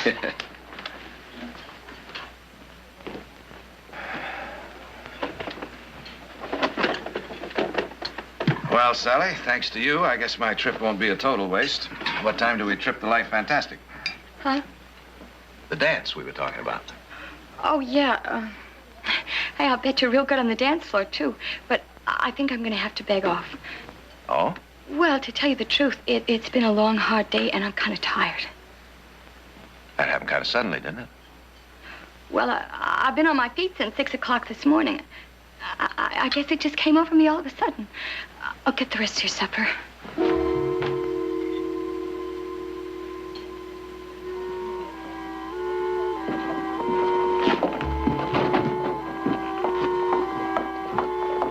Good evening. You mind if I walk you home? I'd like to talk to you. About what? Well, for one thing, the Mendoza brothers. Who are the Mendoza brothers? Oh, you don't know them? Why would I? No reason, I guess. Tell me something. Why'd you change your mind so suddenly about that dance? I told you I was tired. Seems to me you didn't get tired until George Akers came over to the table. What did he have to do with it? Well, I don't exactly know. It's just that I've been getting kind of strange reactions from people around here every time I mention the Mendoza brothers. I don't know what you mean. I don't exactly know either. I was hoping maybe you could help. You're a nice man, Mr. Barclay. I appreciate you walking me home. But I make it a point to keep out of other people's affairs. You ask too many questions, you usually get hurt. Sally. Now, that's usually a pretty good rule, but I follow it. Goodbye, Mr. Barclay.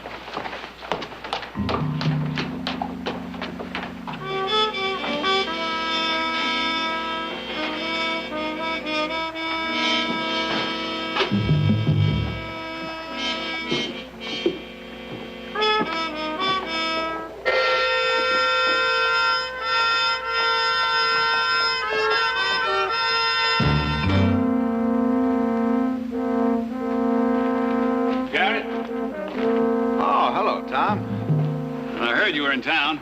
I was wondering if you were going to drop by. Well, I guess I would have gotten around to it sooner or later. How's your mom? Oh, fine. Everybody's fine. Good, good. You know, George Akers was saying that you were asking about those three brothers. Did you see him, Tom? Well, they rode in briefly, rode right out again.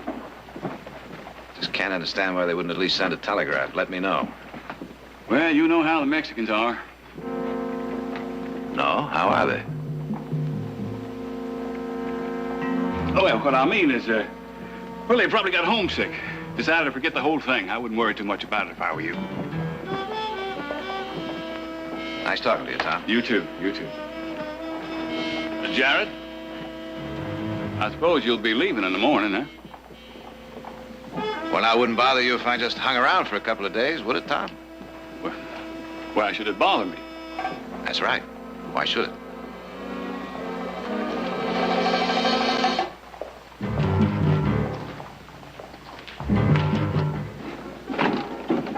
Mr. Barkley.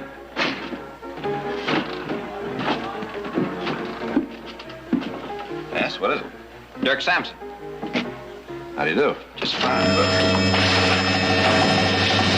Hey, wait a minute now. You better relax, Mr. Barkley, or you're going to end up with a hole in your head.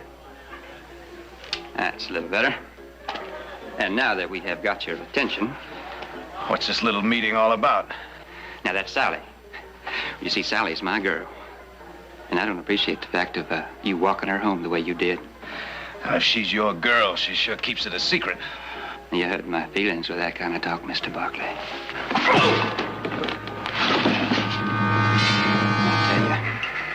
I'll tell you what I think the best thing is all around. Go home, Mr. Barkley. Go home first thing in the morning. And I'm sure with you out the way, why, me and Sally, well, we'll get along just fine.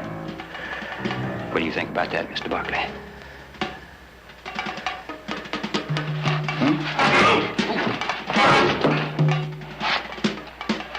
Well, I guess he agrees, fellas, because he sure ain't arguing. Let him go.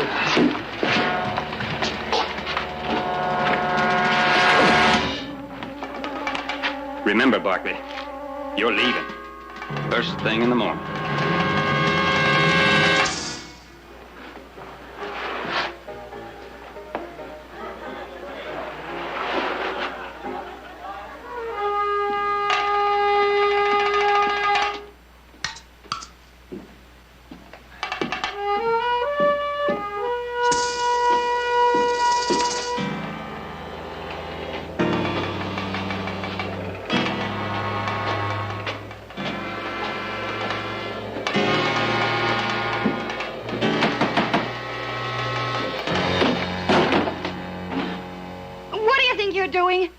Just ran into an acquaintance of yours.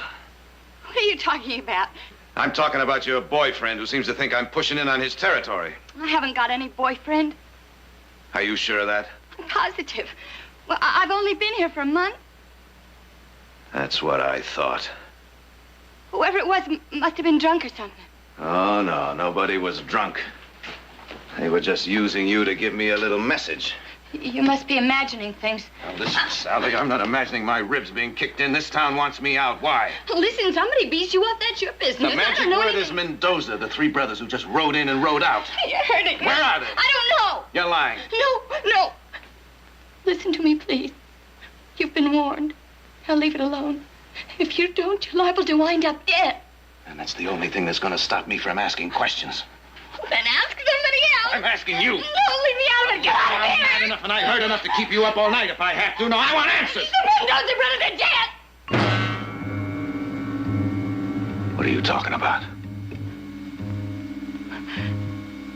They were lynched. They killed a woman. They raped her and they killed her.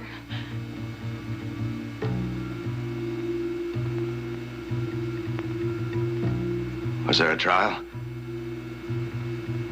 No. Where was the sheriff? He was there, watching with the rest of us.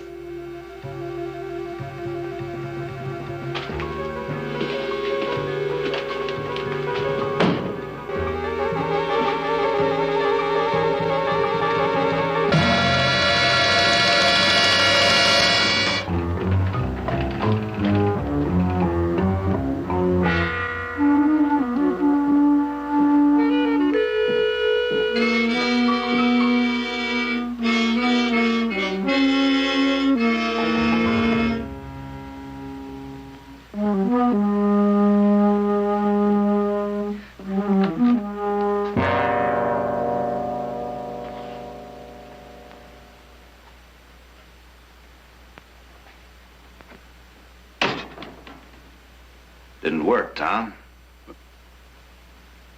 What are you talking about, Jared? I'm talking about the three you sent to rough me up.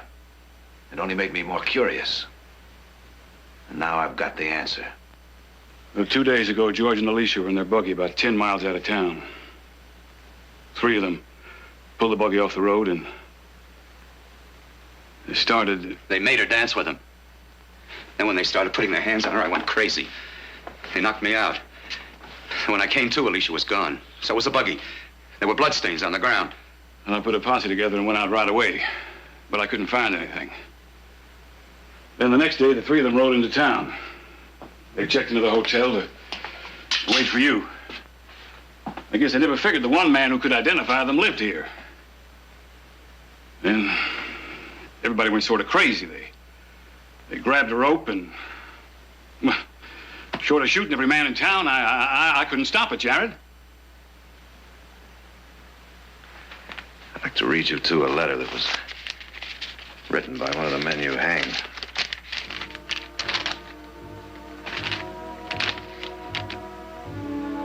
It says, Senor Barkley, we have heard of you and your family for many years in Mexico. The Barkley name is honored and respected, so we are very proud that you have agreed to sell us your land in the beautiful California. We've worked many years to save the money needed. We want to become citizens of your country, to earn the love and respect of your people. Now I ask you, does this letter sound like it could be written by a man who would do this? They did it. They held me and made me watch. I pleaded with them. I told them to kill me, but please don't hurt her. But they just laughed at me and said one filthy thing after another. Don't blame Tom. If I had it to do over again, I'd have led the lynching myself. Now, if you gentlemen will excuse me, I'll say goodnight. Jared, you lived by the law all your life, and so have I. I'm sorry this had to happen in my town. I really am. But I'm not going to blame myself too much for it.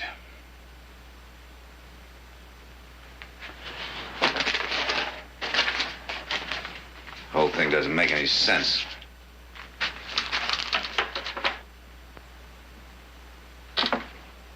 You say it happened about 10 miles out of town? About that. I just can't understand why those 3 would ride in here when they knew Akers could identify them. Now, what are you getting at? Oh, I don't know. I just can't understand why they'd kill her and not him. Doesn't add up. Killing never does. Especially by those kind. What kind is that, Tom? Well, those Mexicans, of course. Of course.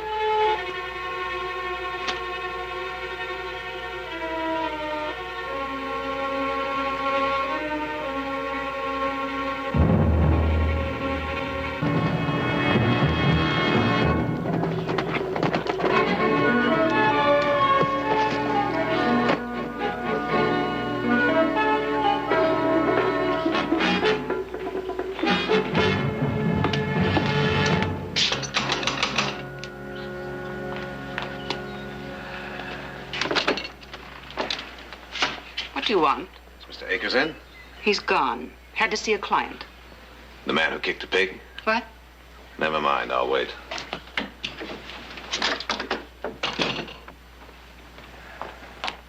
He may be some time, Mr. Barkley.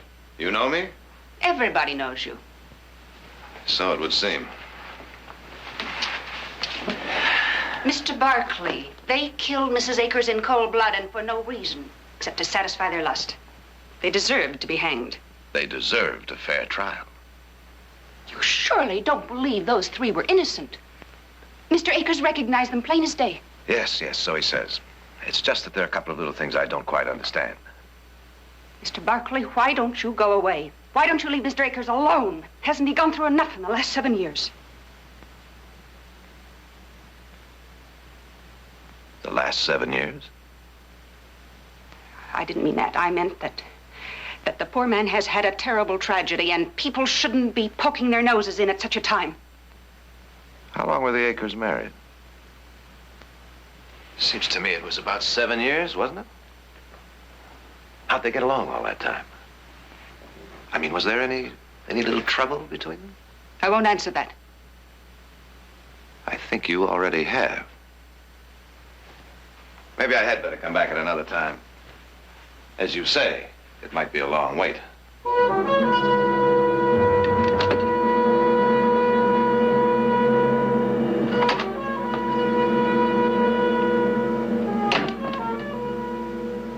What's wrong? Last night I was rereading this letter, Tom. Oh, now look, Jared. Now, what's the point in going over it again? You've never heard the second page. Meaning what? Does Akers speak Spanish? No. But he claimed all three Mexicans spoke to him, right? Yes. All right. Now, this letter was written by the oldest Mendoza brother. At the end of it, he apologizes for the fact that he was the only one who could speak or write English. One of them did all the talking. Other two just jabbered away in Spanish. I just figured it was because they were scared or excited. Or they couldn't speak English. Look, Jared, now why would Akers identify them if they weren't the three who did it? I don't know. Possible he made a mistake. It's also possible there never were any Mexicans. Are you suggesting that Akers killed Alicia himself? Kind of sounds that way, doesn't it? Oh, Jared, you're really on the wrong track. Why, he was crazy about her. Why, he showed her off all the time. I just had a talk with his housekeeper. She gave me the definite impression that there was trouble between them. Oh, she's an old busybody. Why, she's been jealous of Alicia ever since the day Akers brought her home. You can't put any store in her. And as for Akers saying that all three of them spoke English, well, that's an understandable mistake.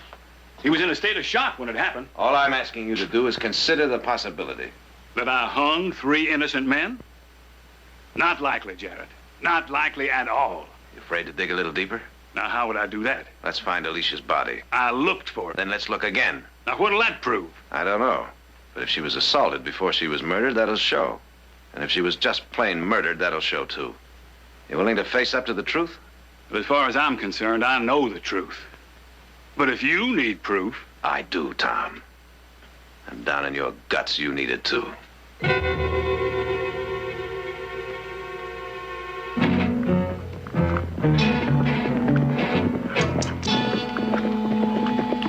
Left fork goes to Rock Creek. That's where Akers and his wife were supposed to be coming from. Uh-huh. You go up there with a posse? I covered the whole area. Didn't find anything. You know, Tom, a fellow who might have murdered his wife isn't going to be likely to want the law to find her body, is he? Meaning he could have misdirected us. Meaning we better try this way.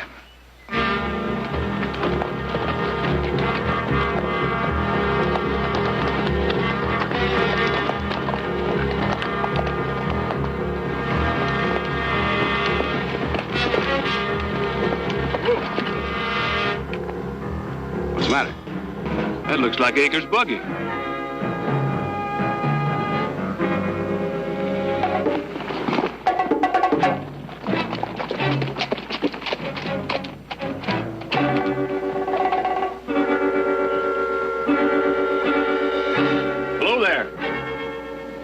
Where'd you get this buggy? Who's asking? Sheriff Hayes, Baker City. Sheriff, huh? Too bad you didn't come nosing around when the bargaining was going on. What bargaining? 3 Mexicans 2 days ago said they wanted to trade that buggy. 3 Mexicans? That's what I said. Just 2 days ago with this buggy? Which I didn't want. These Mexicans. What'd they look like? Like Mexicans. I mean, would you be able to recognize them if you saw them again? I'd sure recognize one of them. Sitting there on that Palomino with one of them fancy silver saddles. I won't forget that one. What kind of supplies were they after? Oh, trail supplies, food, blankets, stuff I couldn't spare. I take it then you weren't exactly in favor of the trade. That's exactly what I mean. But this grinning Mexican had a gun, so there wasn't nothing I could do. You here to get my stuff back? Now, which way'd they go when they left? South. Thanks for your help. You can thank me by bringing my stuff back. I sure don't need that buggy. Jared. They were the ones. That sounds that way, doesn't it, Tom? And I hung 3 innocent men.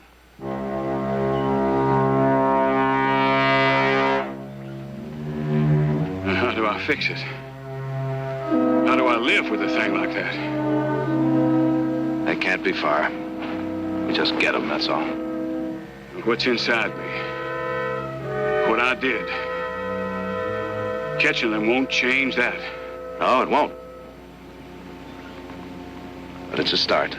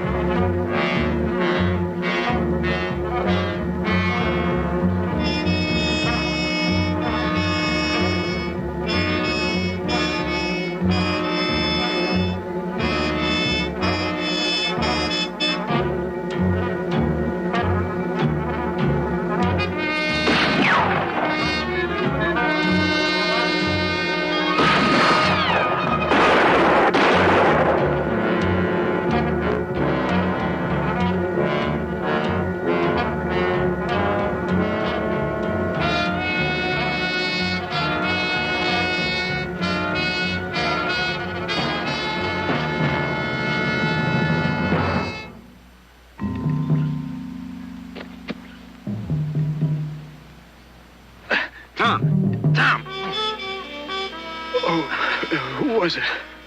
How many? I don't know. I couldn't tell. I gotta get you to a doctor. No. No doctor can fix this. Oh, sure they can. Jared. No. You just promise me you'll get it all straight. Ooh. You just rest easy, Tom. I'll get you some water.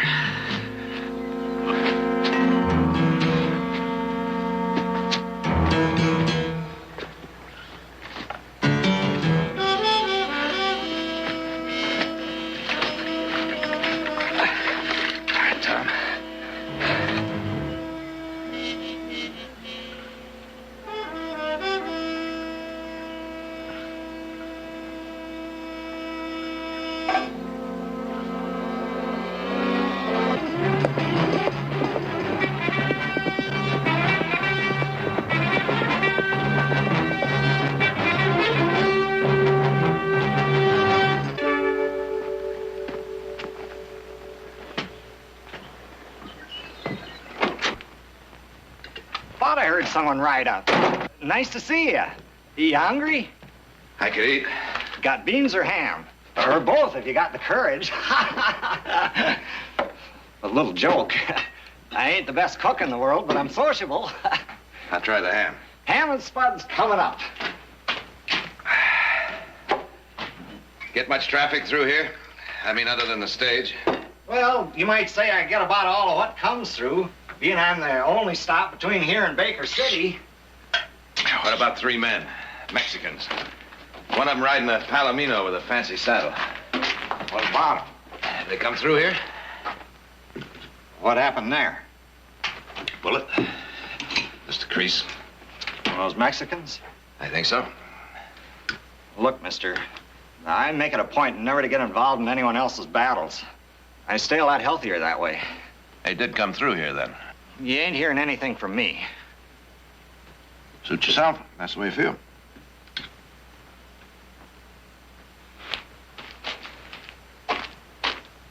If you want to tend that arm, I got some astringent back here. It's all right. Taking care of itself.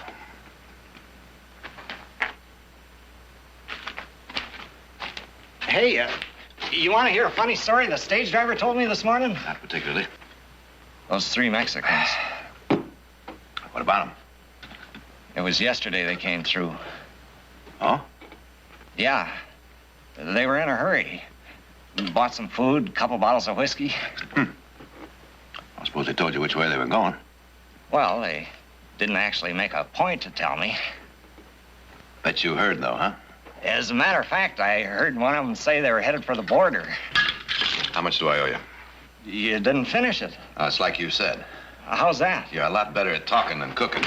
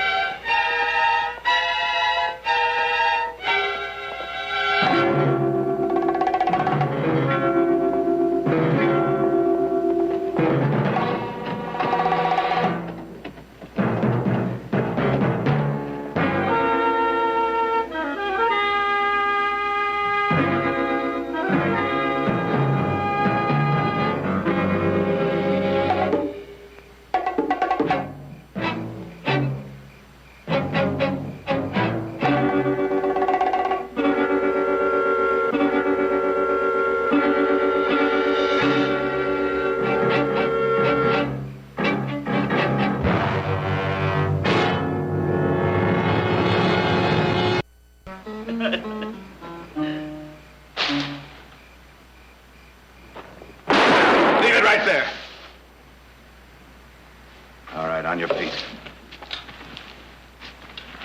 I said on your feet. Senor, what is the meaning of this?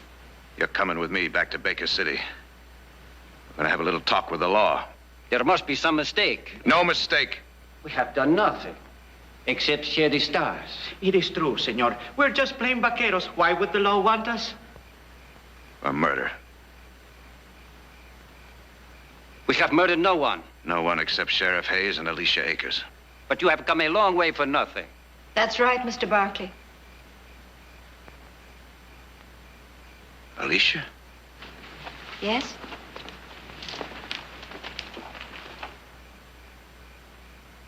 I thought you were dead. Who told you that? Your husband. He told the whole town that you'd been raped and murdered by these 3. My husband lied. I left him. I went with Francisco willingly, and George watched me go. You went with them willingly? 3 Mendoza brothers rode into Baker City to see me on business. Your husband told everybody they were the ones that stopped your buggy and murdered you. They lynched him. makes no sense. He didn't want anybody to find you with them. He hanged 3 innocent men just to protect his reputation. You always did have excellent perception, Jared. The gun. Over here.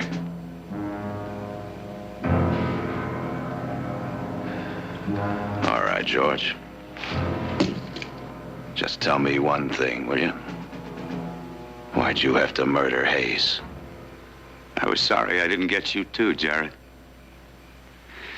Then when you headed south, I figured you had an idea where these 4 were, so I followed. Is a reputation really worth all this, George? You think you could stand being laughed at everywhere? That's all that's ever mattered to him, not looking the fool. Appearing to be an upright citizen, a perfect husband, and a gentleman. Only I knew different. Because when he couldn't feel that he was a man outside the house, then he'd slap me around, and that made him feel really important. You've no idea what it was like, living like that. You had everything a woman could want. I had nothing. Oh, I could tell you stories. Once he went into a rage like a little boy because the mayor didn't invite him to his birthday party. He nearly cried. Still running true to form. You dare talk to me after what you've done? After what I've done? What I've tried to do is get away from you. I asked for a divorce once. That was impossible. Not proper. The right people would talk. They might even ask questions. He said that he'd kill me if I ever mentioned it again. You should have killed him, my love. Your love. You did what no man can do to me. You. Nothing. Thief. Animal. If I am those things, senor, then you must be worse, or she would not have left you. I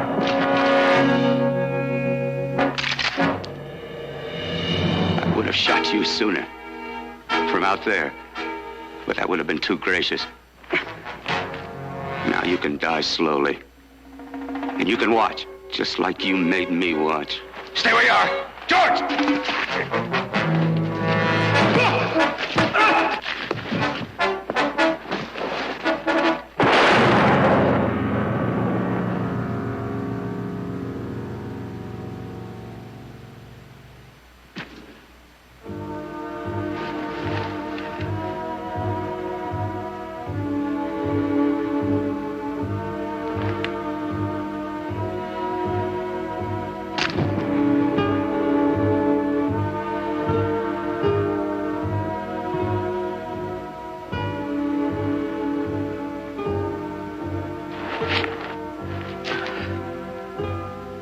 Like I said, I could tell such stories.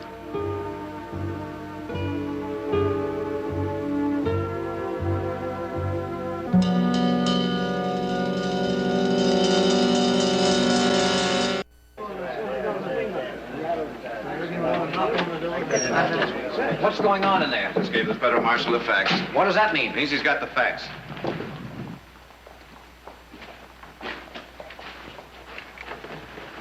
Would you like me to ride out with you a little way? Francisco's waiting for me. Alicia, are you sure you know what you're doing? George made me feel cold and empty. Francisco doesn't. Simple as that, huh? Simple as that. Goodbye, Jared.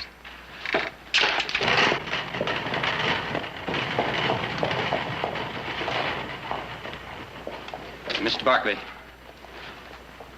well, what I did, what we all did, the fact is we thought we were doing the right thing.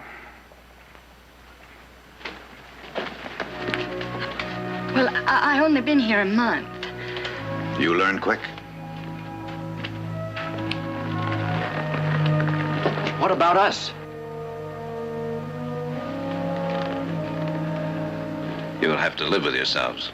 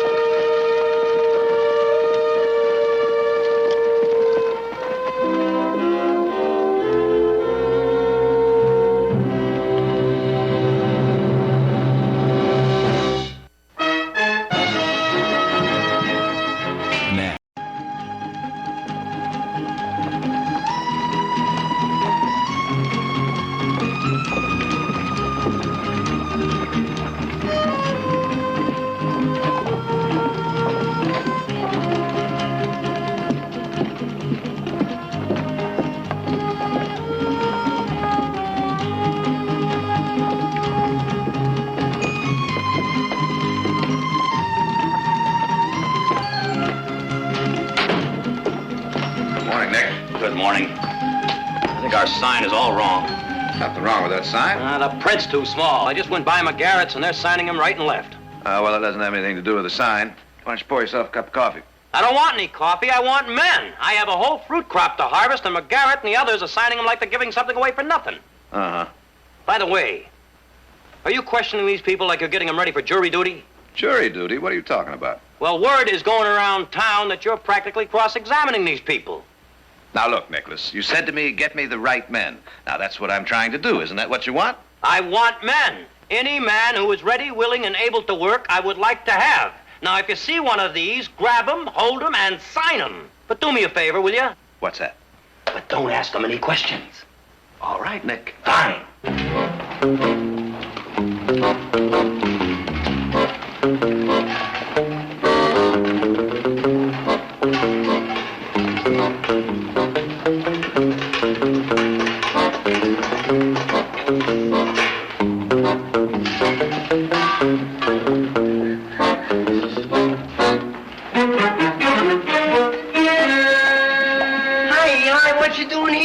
Nothing, just passing through. I heard down at Salinas they're looking for hands up here. Oh, no, you can't believe everything you hear, Waldo. Hey, look, welcome harvest hands. Best pay, come in, sign up now. No, I just been in there. They all signed up, have been for days. Yeah, but those men there. Oh, poor fools. They're going to get the same sad story I got. Yeah, but... I ought to tell him to take his sign down. I just ought to do it.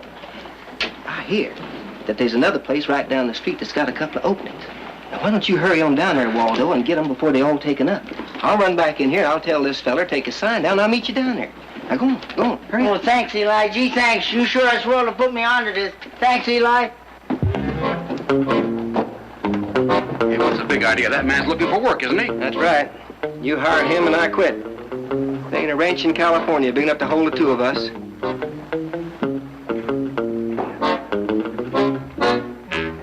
You look harmless to me. Yeah? He's worse than any gunfighter you ever heard of. Because with a gunfighter, you got a chance to draw. With him, there's no way to defend yourself because you don't know when or where nor how it's coming. What's his game? His game is bad luck. He's a joner. Last town he worked in burned down the very day after he arrived. And the last ranch you worked on, the steers got mixed in with the neighbor's sheep. They had been peace in that county for 10 years, and the day he left, there was a full-scale range war going on. You don't say. Oh, Mr. McGarrett, I sure do. Everywhere he goes, there's trouble. And nobody in his right mind would work anywhere near him. And that's a fact. That's Waldo Diefen? Diefendorfer. Waldo Diefendorfer. Once you repeat it a couple times. I guess it's still kind of hard to say. Yes, well, good luck, Mr. Diefendorfer. You too. Lots of it.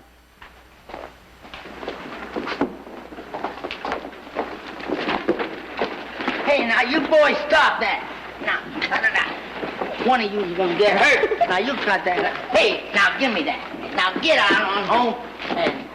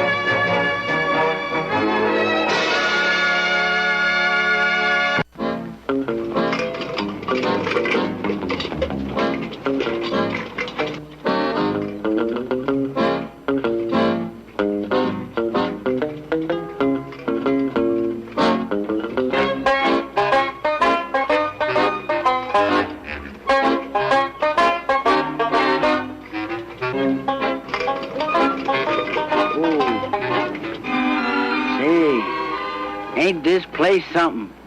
You know, Penelope, this could be the start of a whole new life for us. Let's go find the foreman. Come on. Prettiest sight a cowboy ever did see. Yes, he's beautiful. Seems a shame to break him, though. Oh, don't you worry now, Miss Audra. I wasn't hired to ruin Barkley horses. I'm just gonna bend his spirit a little to yours.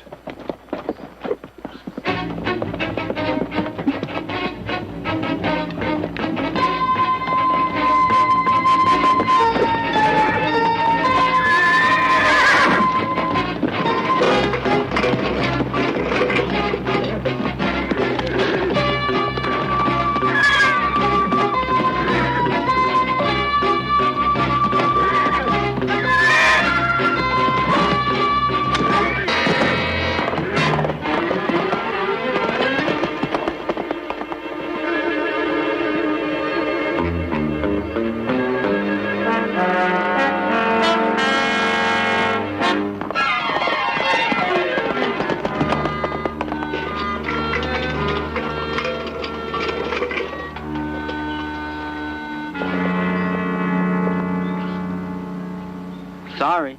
He'll catch him. I don't know. Oh, I'm Waldo Diefendorfer. Audra Barkley. Oh, one of the Barkleys? Gee, I'm sure glad all the other ranches were filled and I could come here. I'm looking for the foreman. That'd be my brother. Nick! Someone to see you. Like I said, I'm sorry about that horse that ran away. I hope it wasn't my fault. How could it be? You were just passing by. Sometimes that's enough. Yeah, Audra, what do you have? Nick, this is Mr. Diefendorfer. How's that again? I'm Waldo Diefendorfer. I signed up in town to work here. Well, you, bunk in bunkhouse number 3. It's up by the house. Chow will be in 15 minutes. 3? That could be my lucky number. Thank you, sir. It's a pleasure meeting you, Miss Barkley. Stable your burro in the barn. Sir, could I stake her at the bunkhouse? Penelope likes to be with me late at night, and vice versa. Well, yeah, suit yourself. Go ahead.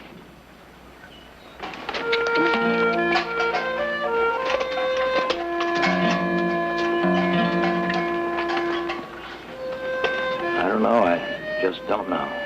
What? I don't know.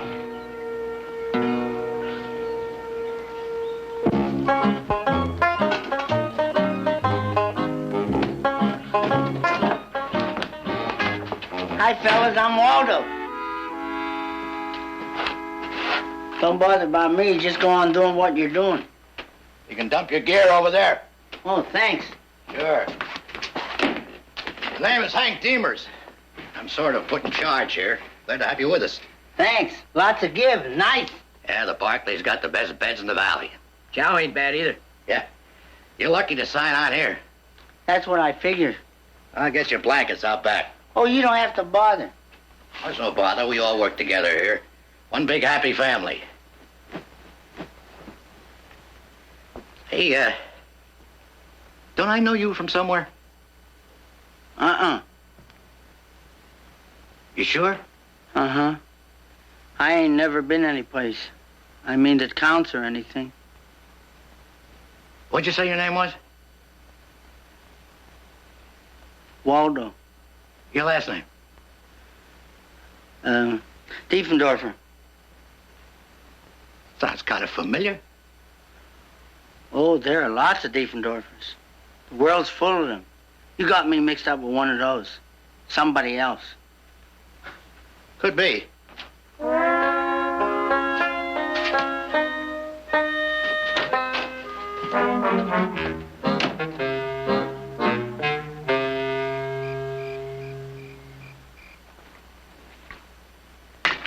Tell me, Nick, how are you coming along with the harvest hands? Well, looks like we've got a full crew, but...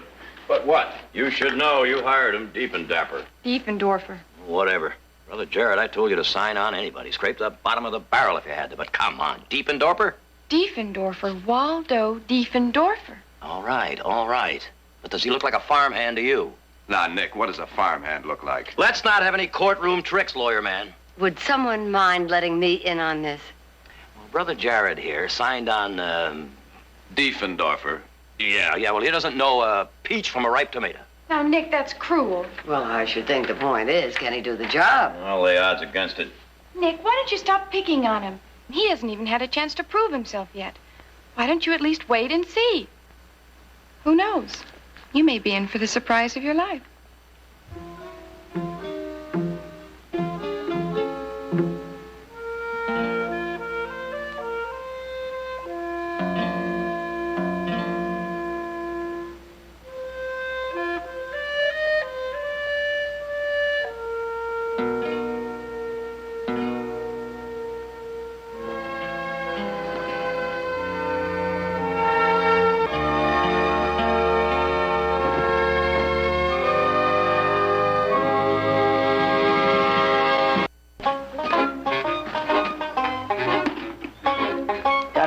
For you, Penelope. Sugar.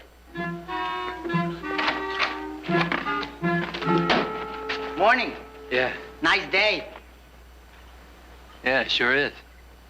I'm glad you caught that runaway horse yesterday. It's a strange thing. I can't figure it out. It's the first time one ever cut out on me. Just can't figure it. Ours is not the reason why. Don't you agree? I guess.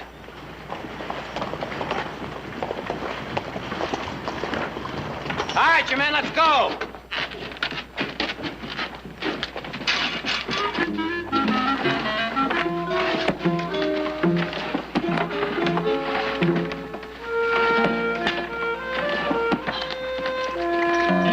Now, Waldo, that means you too. Come on. If it's all the same to you, Mr. Nick, I'll ride Penelope. You'll ride with the rest of us. Come on, get aboard. That's what you want, sir.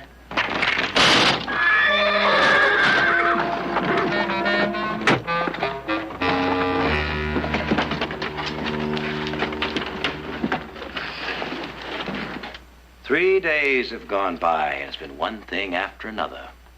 First, the transport wagon collapses. Equipment wears out. That was a brand new wheel, and so was the axle brand new. And what about the next day when the ladder folded up and one of my men busted his arm? Don't tell me anything about that ladder, because it happened to be brand new, too. Seemingly. What about this afternoon when the freight wagon backed up too far and crushed 20 crates of fresh-picked fruit? Amen. What is that supposed to mean? What it usually means, the end. You've had your share of mishaps, so now it'll be clear sailing. You really expect me to believe that? I do. Wonderful. Mother, do you realize how many man-hours we have wasted? Do you know how much money it has cost us? And do you happen to know where that puts McGarrett? No. He could be responsible for all this bad luck. Nick. I would not put it past Nick, him. I have known Frank McGarrett for over 25 years. Then you ought to know how he operates. No, he's a tough competitor, but he would never do anything like that. That leaves who? Why does it have to leave anybody?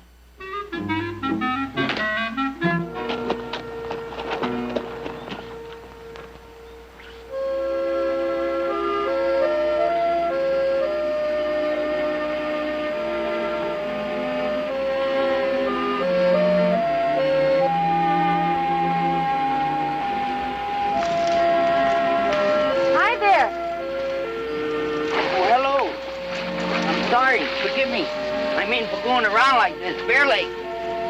That's all right, Waldo. I've seen a man's bare legs before. I have 3 brothers, you know. Yeah, well, I'm glad of that.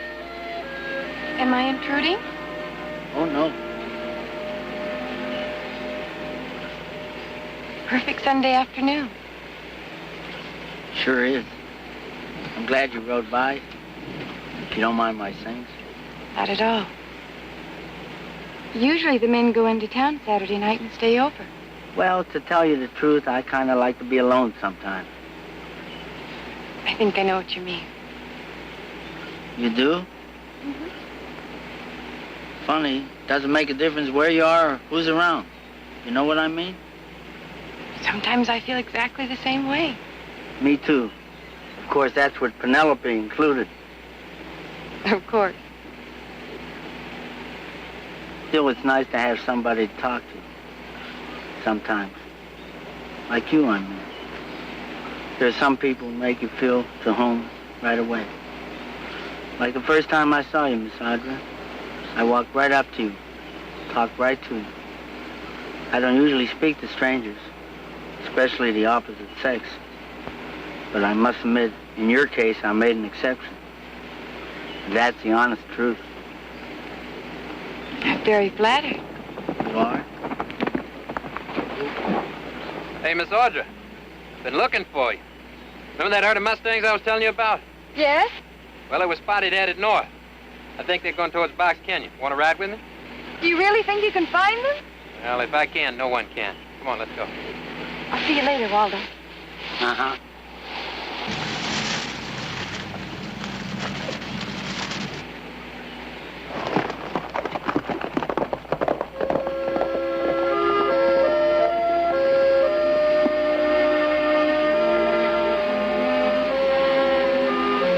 You know, Penelope, if it wasn't your day off, we'd go out after those Mustangs, too.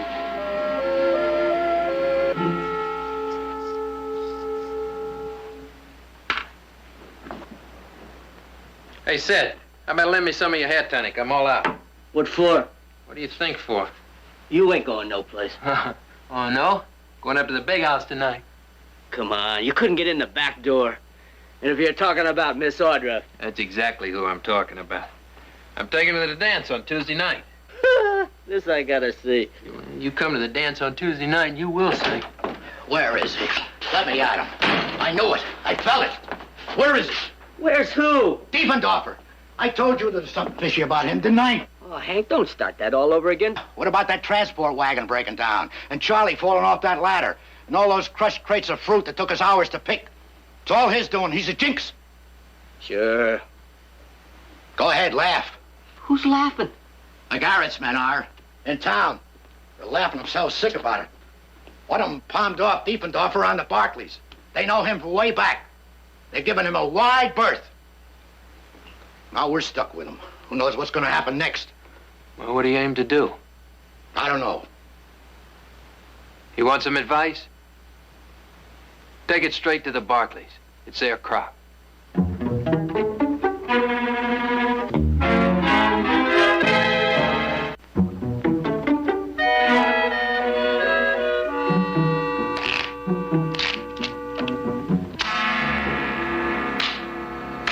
Nick, you're not really going to go through with this silly test. The boys in number 3 are not kidding, and by tomorrow morning it's going to spread to the other bunkhouses, and nobody's going to get even near this Waldo. Now, Heath is down in Modesto, and I've got this whole ranch to run all by myself. I've got crops to harvest, and I'm not taking any chances. The little test goes on. Nick, the whole thing is ridiculous. I will not let superstition run this ranch. Waldo wouldn't hurt a fly. Talk all you want, it doesn't change a thing. I happen to know there are real live Jonahs. Now, don't ask me why. I don't know. It's just the way it is. Now, listen, sis. People like Waldo, they don't mean to hurt anybody. It's just that, well, calamity seems to follow him around like a hungry hound dog. And I am going to prove that Waldo Diefendorfer is a born loser. I'll get it.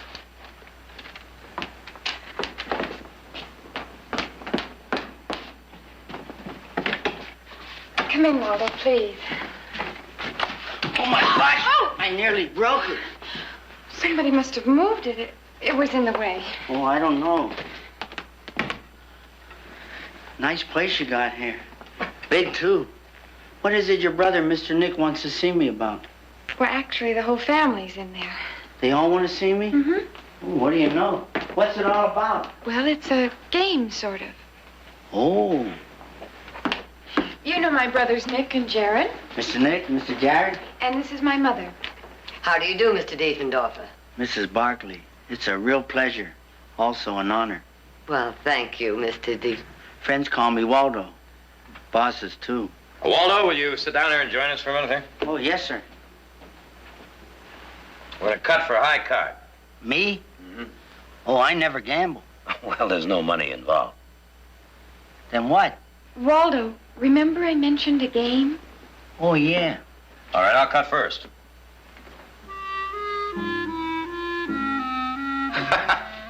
A 3. Your turn, Waldo. Yes, ma'am.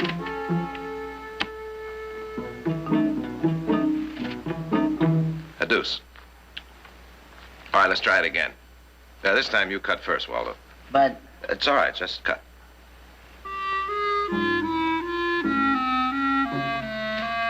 before. It isn't over yet. Well, it is now. Read it and weep. All right, once more. Never tempt fate, Brother Jared.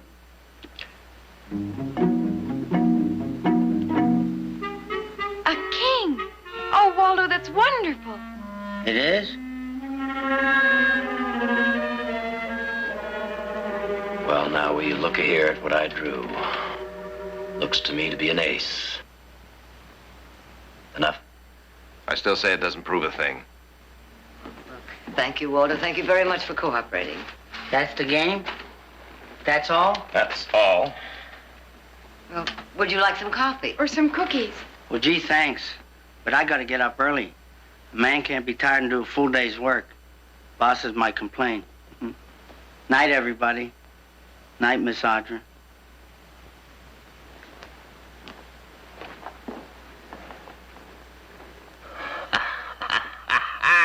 Jonah! Nick, now what did that prove? 3 cuts of the cards do not amount to a run of bad luck or the stroke of doom. No. Oh, no. Oh, no.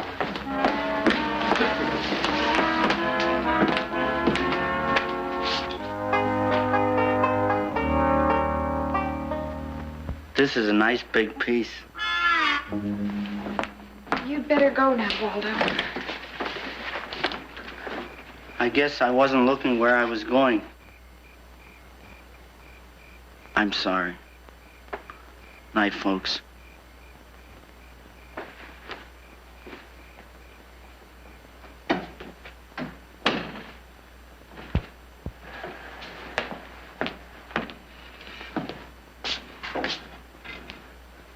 Wonderful. Now, what do you think? I think it's broken.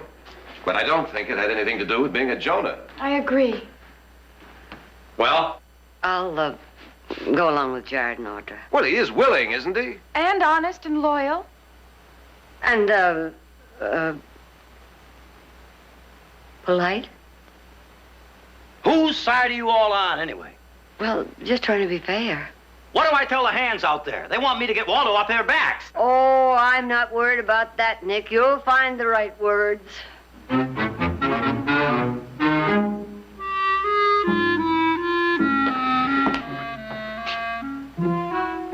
Well, we'll give it another day or two. Atta boy, Nick. After all, it can't get any worse. Who said?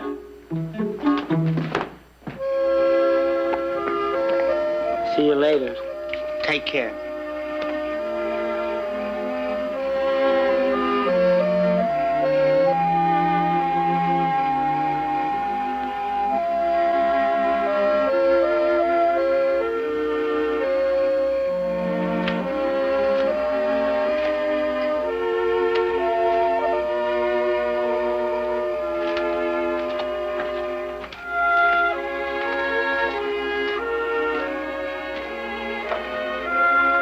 I can take a hint. Nobody has to hit me over the head, do they, Penelope?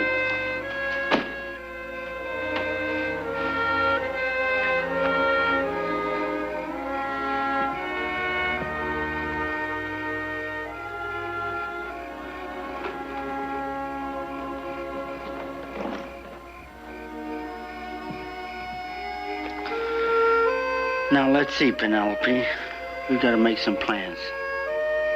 First, why does it always happen to me? What do I do that's so wrong? Oh, Miss Audra, this is a surprise. So is that. Well, I've been planning to leave. I've had the urge to move on. You know what they say, a rolling stone gathers no moss. Wait here, I'll be right back. Don. Hey, don't you look like something? Clay Howard loaned me his best carriage and a horse you like. I figured a girl as beautiful as Audra Barkley should go to that dance and stuff. Don, I'm sorry I can't go. What do you mean you can't go? Well, something very important has come up. Yeah, like what? It's personal, and it's an emergency. It's something I just have to do.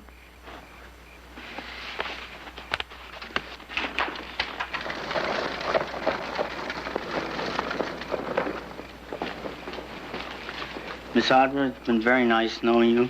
If there's anything I can ever do for you, don't be afraid of calling me. Of course, I never know where I'll be. Me with the Wanderlust and all. You're not leaving. I can't go back in there. Even if they begged, I wouldn't let you.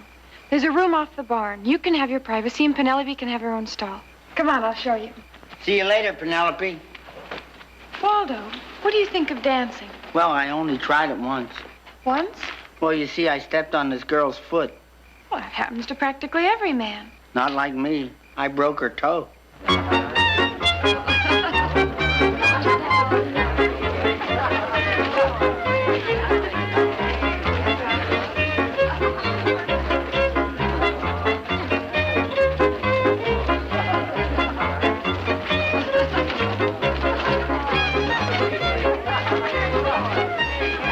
Hi, friend.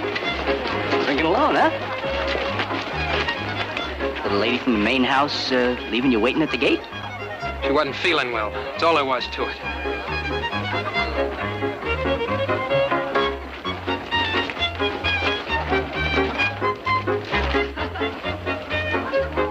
Sure got quick cures these days.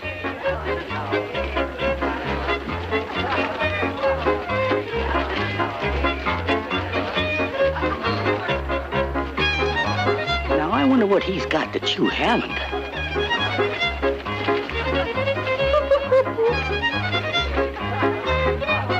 Waldo, wait here. I'll be right back. I want to talk to him. Wait, let me explain. Okay, don't you cancel me. You came with him. What's to explain? It's not that simple. He was locked out of the bunkhouse tonight. So? Heaven knows how many places he's been kicked out of, how many backs have been turned on him. Someone has to show they care. Someone has to welcome him back to the human race, and I thought this would be one small way. I'm sorry if I hurt you. That wasn't my intention.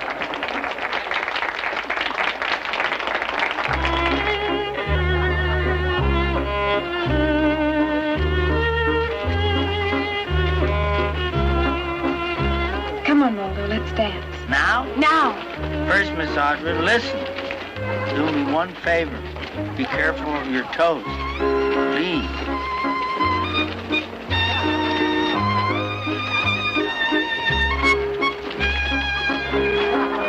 Miss Audra?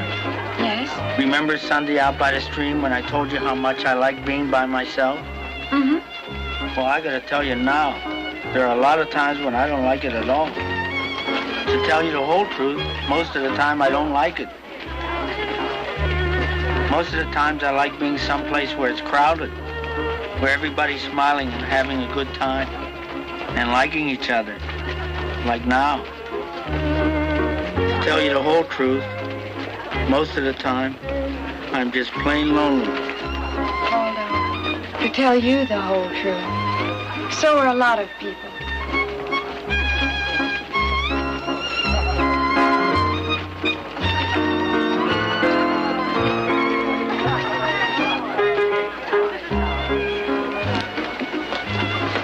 Tonight it's kind of hard to tell the winners from the losers. Yeah?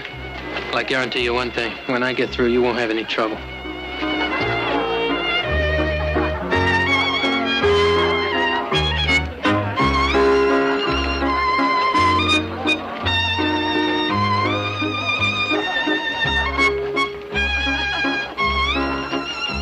Good night. Sleep tight.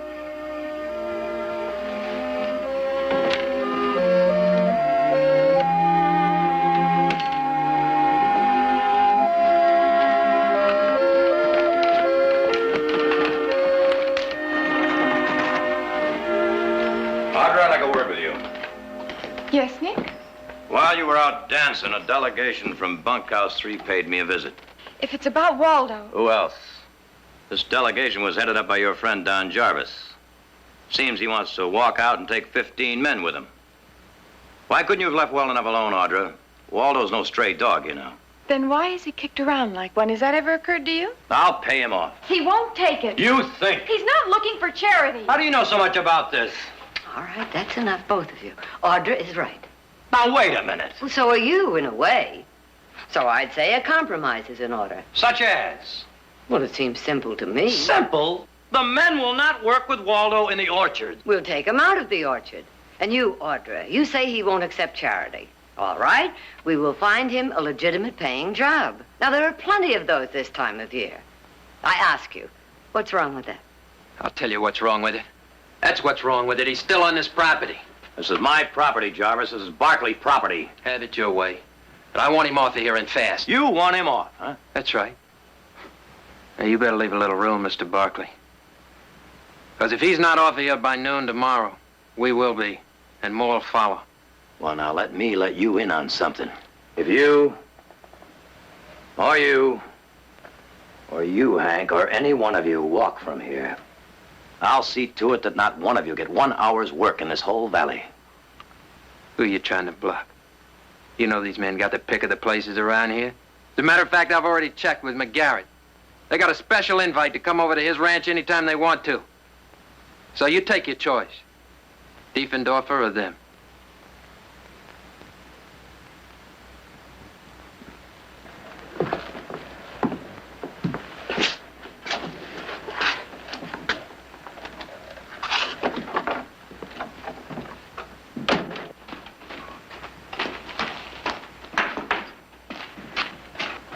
Well, Penelope, how do you like this for accommodations?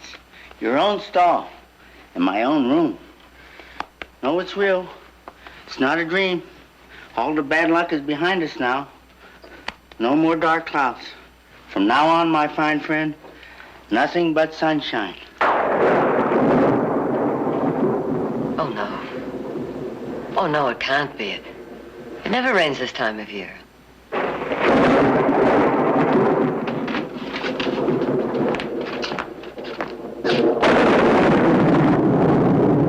Like it really means business this time.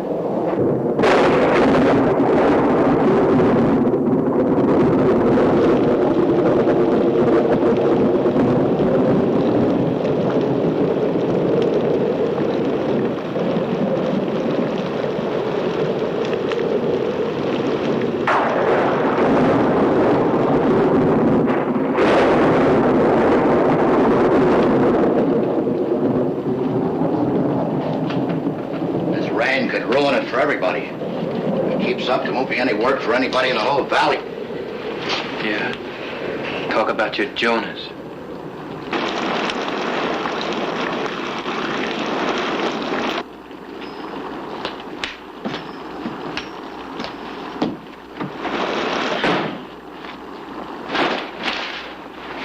Boy, that is some storm out there. I just came home to see if there was anything I could do to help. If you can stop time, fine. We got 35 minutes to deadline.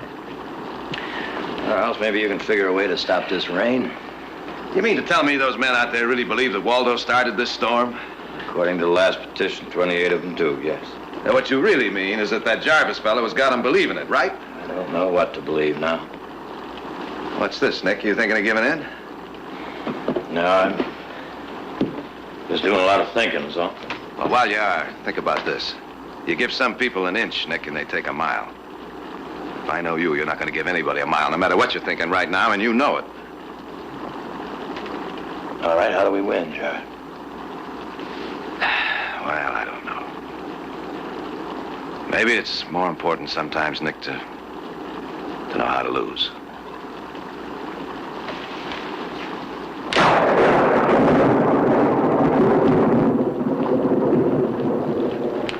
Five to 12. All right. So where's Barkley? Any minute now, Barkley will be coming through the door, and that'll be the end of Waldo Diefendorfer. Want to bet? Come here.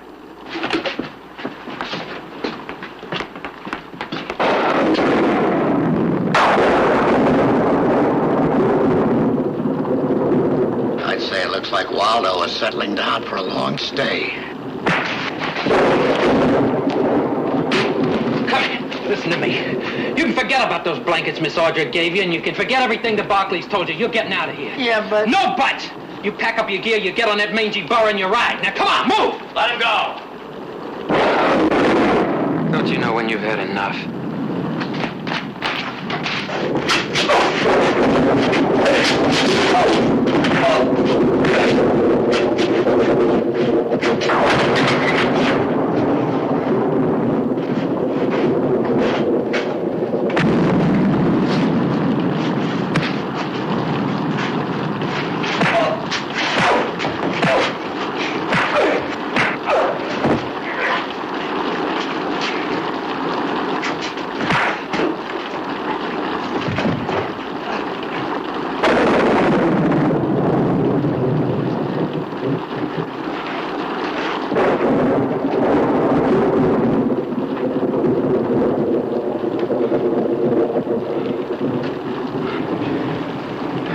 I'm sorry.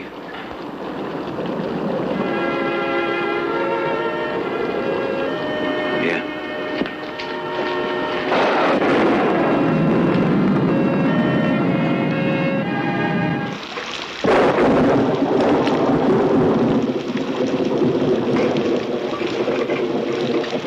I thought you'd be doing this.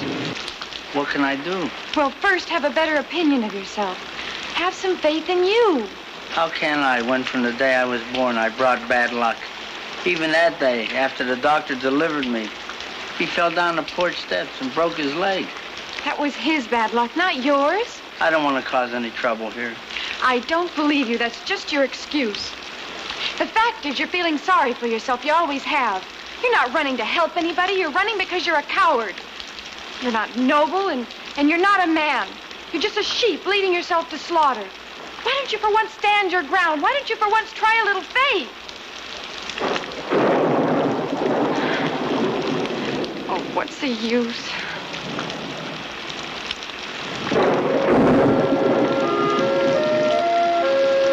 She doesn't understand, Penelope. Come on.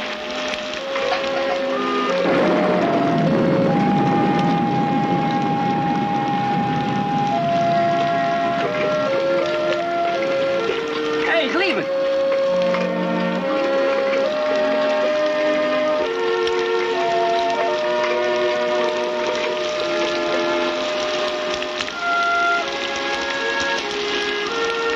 Where can I go now? What do I do?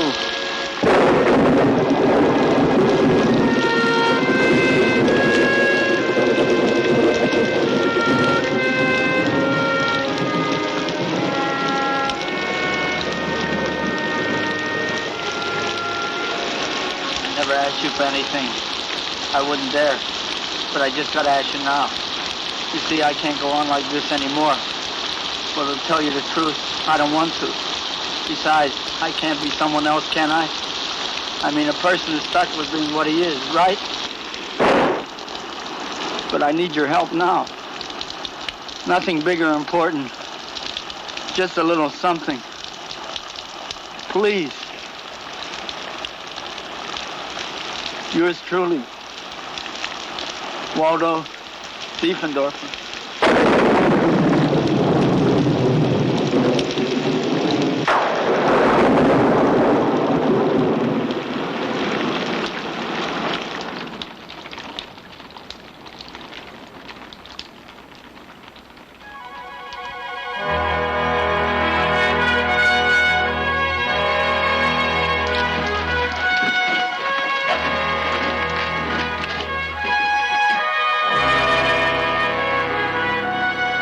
Gee, I never expected anything this big. Especially the first time. Gee, thanks, sir.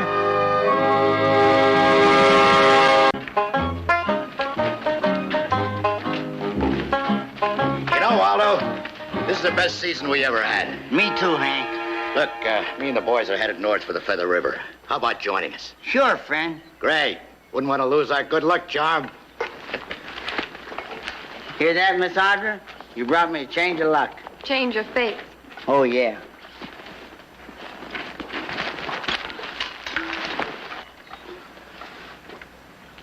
See you. See you, Waldo. Oh, here I go again. It's not what you think, Waldo. Nick's up there dynamiting. We're just bringing water down from the high lake. Oh. See you. Bye. Goodbye.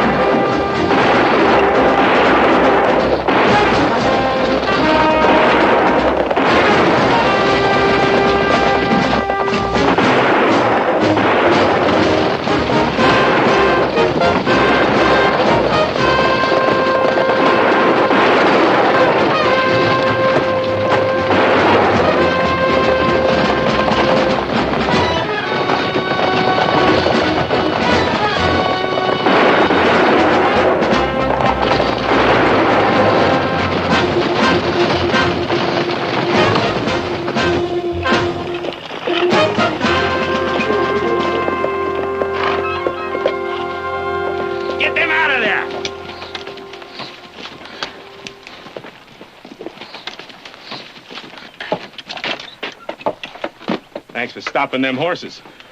Get on down there. Come on. Where are you going? Get over there and get that stage. Come on, old man. Hurry it up! You cover him, Wilt. I'll get the box.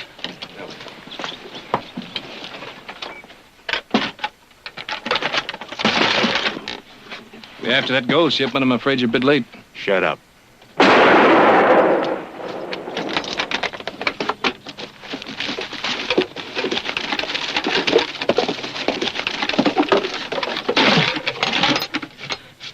There ain't no gold in here. Go look in the boot.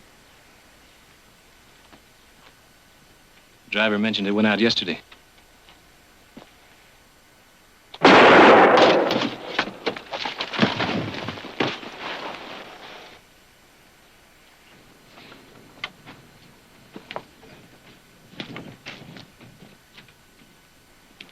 Well, he's telling the truth. All right, get your boots off. Get them off or you'll die in them.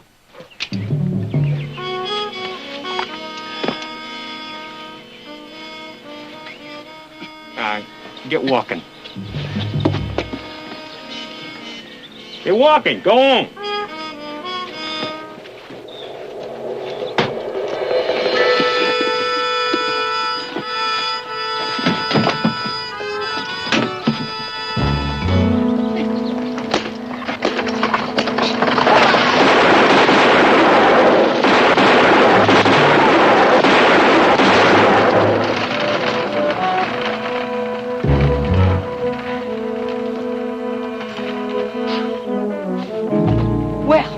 Didn't turn out too good. I sure did have my heart set on some gold. We're just gonna have to go down to Stockton and get it.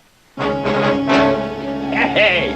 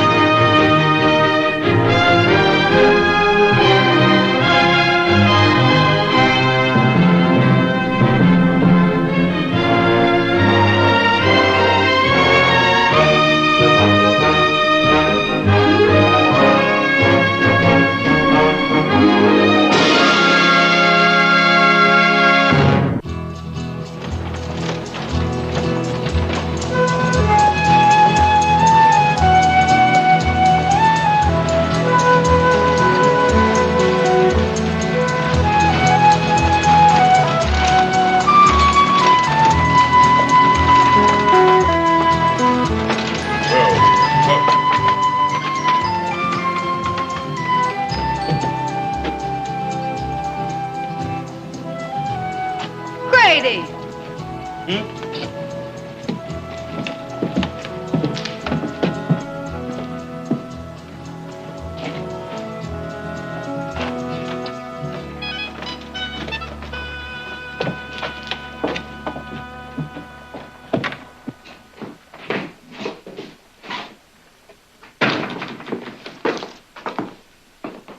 Would you mind going to the next window? I was just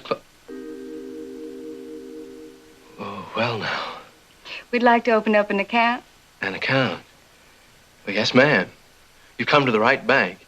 And, the right window. Oh, if you'll just fill out this form. It's just one thing. We heard tell there's been some robberies around here. Is this bank safe? You sure of that? You got a good, strong vault. Well, there it is, right there. It's the latest. Came all the way from St. Louis. If it wasn't safe, you can bet the Cattlemen's Association wouldn't put their money in it every Friday. Sure looks strong. We have a deputy making the rounds every night also.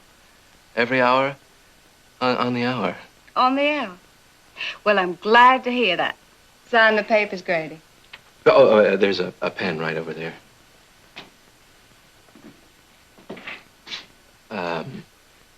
You and your husband are going to live nearby? Well, it depends if we can find the property that we're looking for. And he's my brother, not my husband. Oh. Well, if I may offer my services, perhaps I could have the pleasure of showing you around some afternoon. There are some very, very fine places for sale. I don't know if a lady would be safe with you when you're out of your cage. Oh. Well, I'll let you know.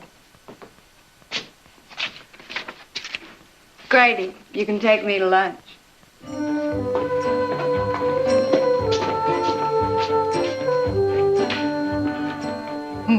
Him in his old vault. Came all the way from St. Louis. Hey, maybe we ought to send him a letter back there, you know, complimenting him on it and all. After we bust it open. Well, you pay the check. And be sure and leave a big tip. We're gonna be able to afford it.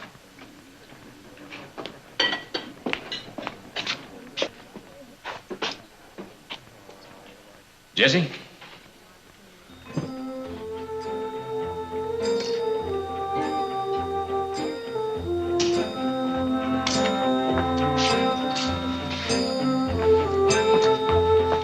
Come on.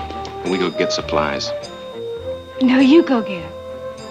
I got a hankering for some 5-card draw poker. You gonna play poker? Dilly, you make yourself noticeable. People notice me anyhow. Well, yeah, Carl and Wilt are waiting first. I'll be out later. Besides, I feel lucky today.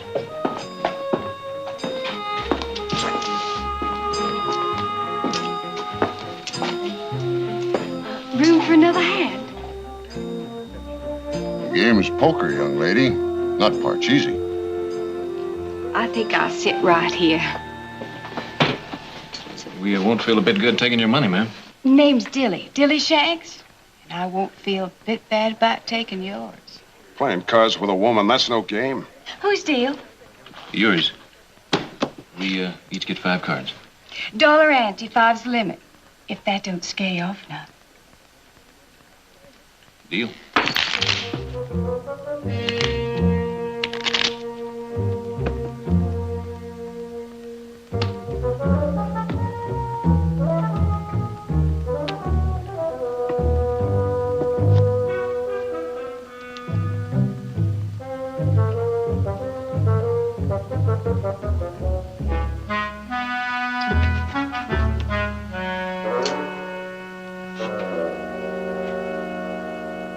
How many, cowboy? I'll try 2. I ain't even gonna try. 2.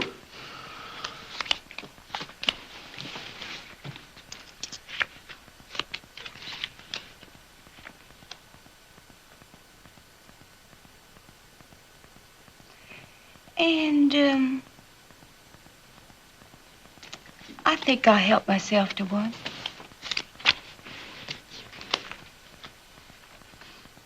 Your bet, cowboy.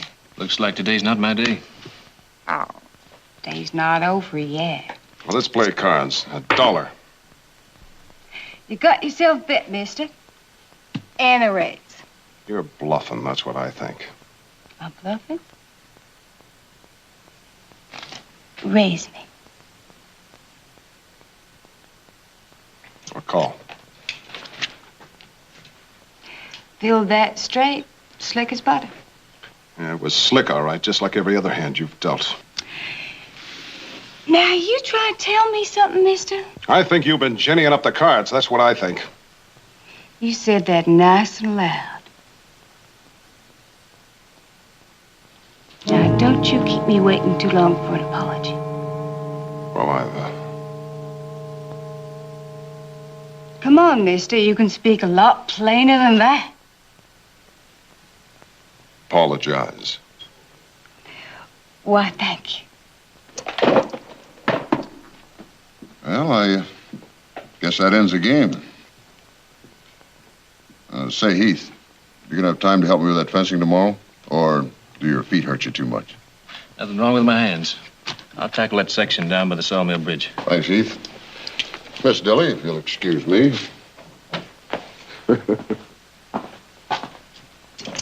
You work for him? No, he's a neighbor. Just helping out. They say God helps them that helps themselves. Pretty hard-hearted, aren't you? As I have to be, when I have to be. Anyways, that critter ought to know it ain't right to call a lady a cheat. I think he just learned that lesson. I tell you what, Heath. My, that sure is a pretty name. Seeing that I'm the big winner, how about me buying you a drink? No, thanks. I gotta be going. But, when I'm ready, I'll buy you that drink, Mr. Dilly.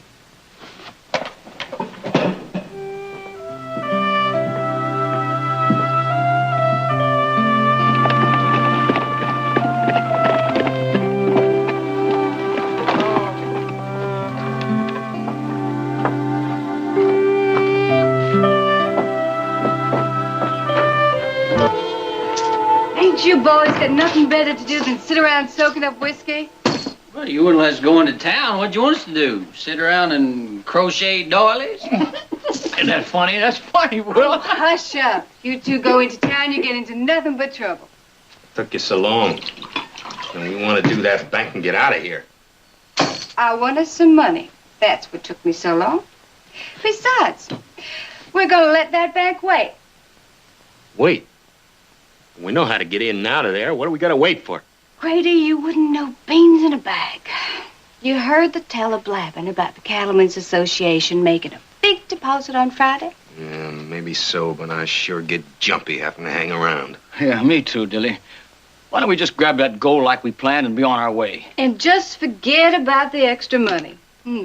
Not by a jugful. We'll take the bank on Friday. But I don't like it around here.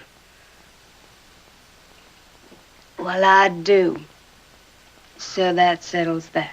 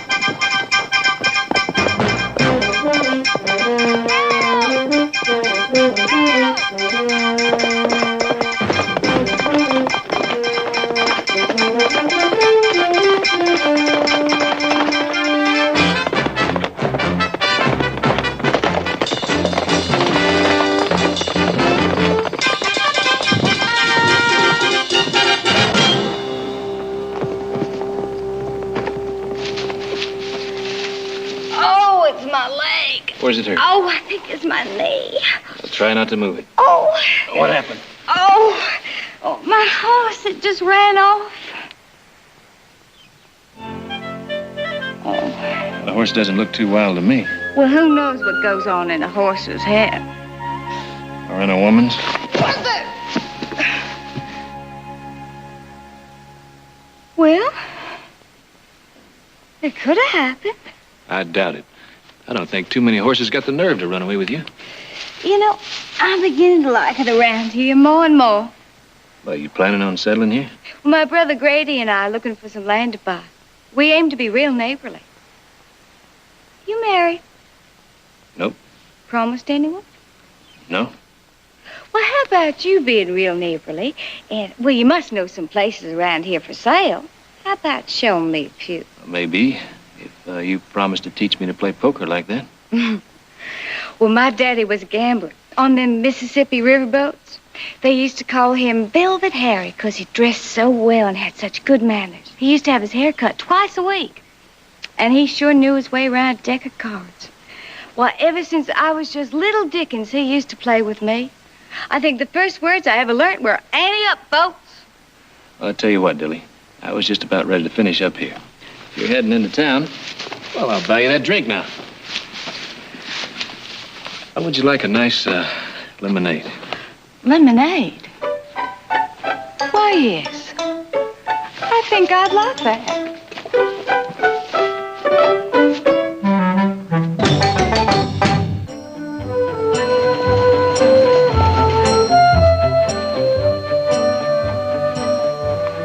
Going to the bank with me, Audrey? Oh, no, thank you. I want to look at some clothes. You brought enough clothes home from Europe to sink the boat. I said look, not buy. See you at Jared.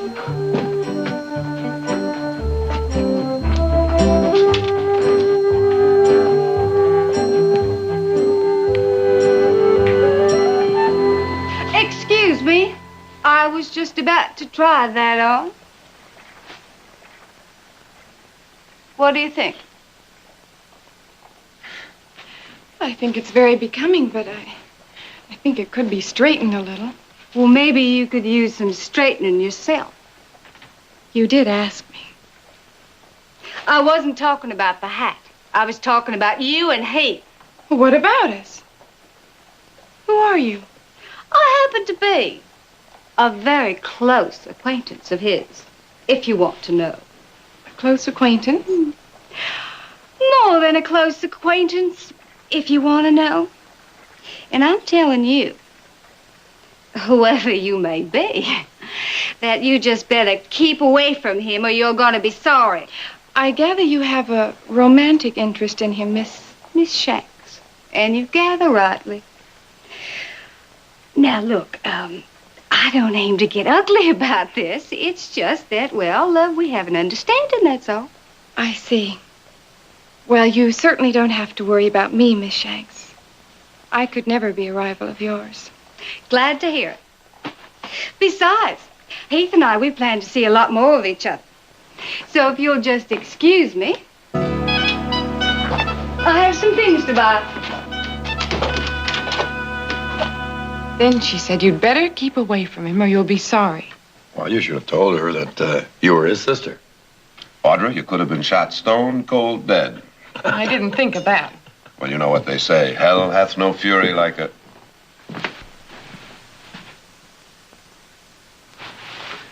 Well, for a minute there, I thought I forgot to put my pants on. Morning. Morning. Say, Nick, I won't be able to check out that will this afternoon. Oh, it can wait. You, have something more interesting to do? I promised to show somebody around the old Webster place. Anyone I know? I don't think so. Pass it, Butter. It's right in front of you. Good morning. Morning. Good morning. Morning, Mother. Good morning, Heath. Morning.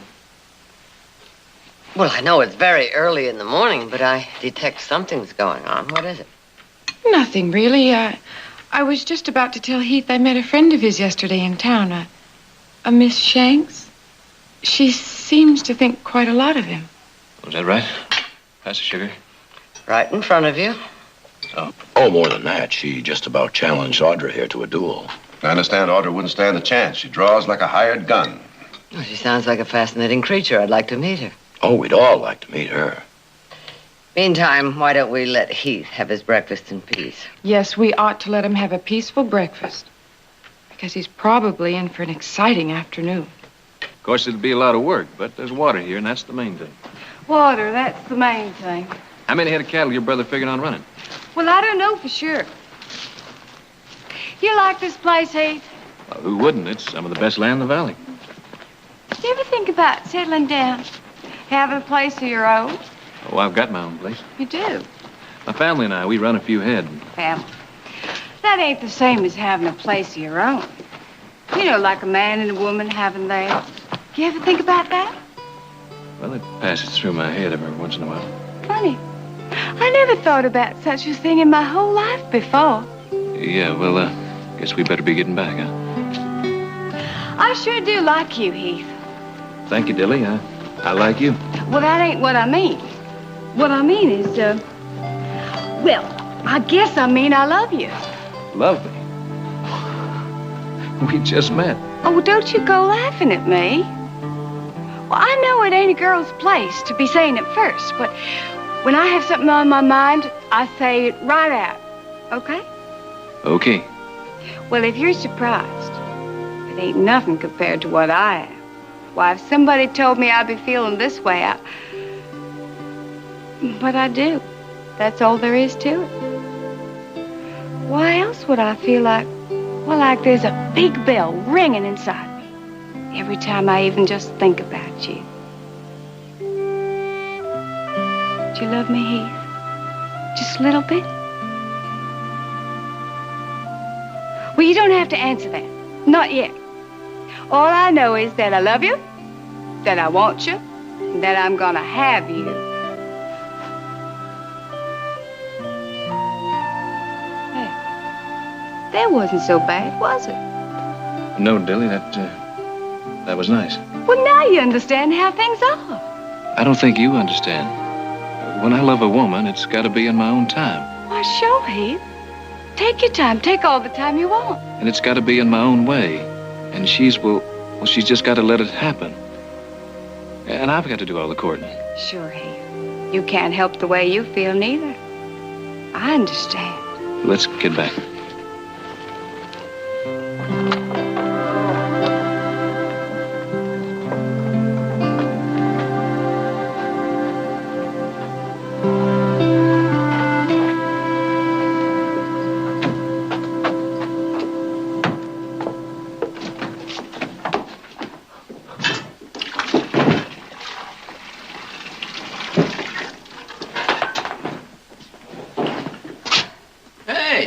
Where'd you swipe that thing? I didn't swipe it, I bought it. Hey, get your hands off that. I don't want you to mark the trim. What'd you go spend all our money for? You don't need a saddle like that. Besides, it's kind of big for you, ain't it? Quit your bleating. It ain't for me. Well, who's it for, then? A personal friend of mine. Not that it's any of your howdy-do. Hey, just what I've been aiming to do.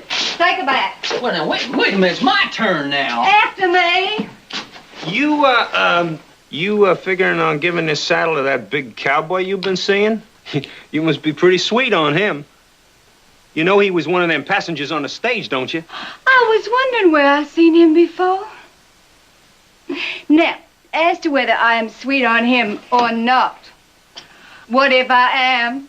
Oh, well, no one's saying that you can't have your fun, Dilly. You done it before. It's just that you start getting serious, and that's trouble. That's nothing but trouble.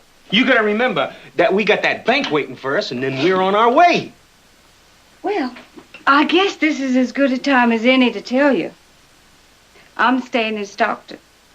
Well, what kind of talk is that? Dilly, what are you going to do in Stockton over there by yourself? Well, that's just plain dumb. It ain't so dumb to own your own ranch. There's a place around here I can get reasonable. Besides, I'm getting married soon. You? Married? That's pretty good. Did he ask you? Just about. Well, he ain't the type that goes around passing out proposals to every girl he meets. But he's just as good as told me that we'll be getting married soon. You know that there ain't no cowboy makes enough money to keep a wife. Especially one like you. He's got some land of his own. And a few head.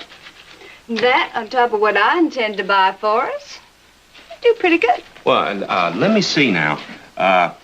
You plan on settling down and working a few acres of land and running a few head and living happily ever after, huh? You just called the turn, Grady. Me and Heath, we're gonna settle down, work the spread, put in a few saddle stock, and the best breed of cattle. And I'm gonna have my own garden just outside the kitchen. But naturally, someday, we'll have a few children, 5 or 6. And they'll work right alongside their daddy. Can we come see you? Sure, but I don't want you hanging around too long.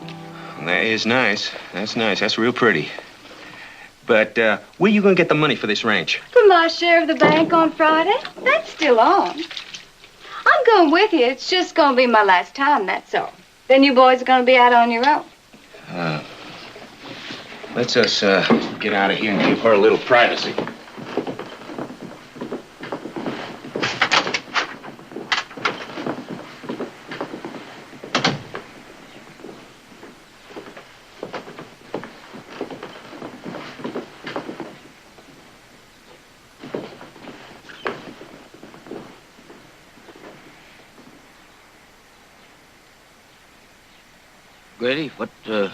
Grady, what are we gonna do without Dilly? And you know she's the one who does all the figuring. There ain't no reason why we can't do all right without her. You think that you're fooling yourself? We ain't nothing without her. You know it. Maybe she'll let me come stay with her when she gets married. She ain't getting married. Well, Grady, you heard what she said. I said she ain't getting married. We're gonna make sure that cowboy don't marry nobody's sister.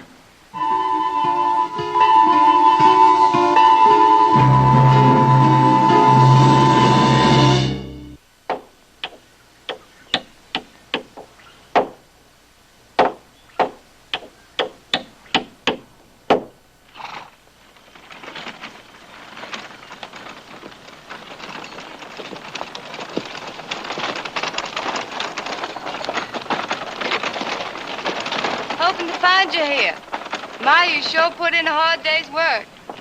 My daddy always says a man works from sun up to sundown. There's a man you can trust with your life. Your father said that? Oh, he lived by it, too. Had to, being the boss of a lumber company. I guess that was before he became a riverboat gambler? I never could remember which one was first. Come here. How you like the saddle, Heath? Well, that's probably the fanciest saddle I ever saw in my life. It's yours. Dilly, I can't accept this. Well, why not? That rig of yours is all worn out. Well, that's not it. A girl giving a man an expensive gift like that, well, it just isn't right. Well, I don't see why not. You care for somebody. You just naturally want to give them things. Dilly, if anyone around here is going to be given presents, it's going to be me. You want to repay me for it? You can take me out to dinner. And I do mean dinner. Let's see, steaks, wine, lots of them fancy little cakes. Dilly, this saddle's worth 1,000 dinners. You just talked me into it. 1,000 dinners, starting tonight. But, Dilly, there are a few things we got to talk about. Later, after dinner. Come on.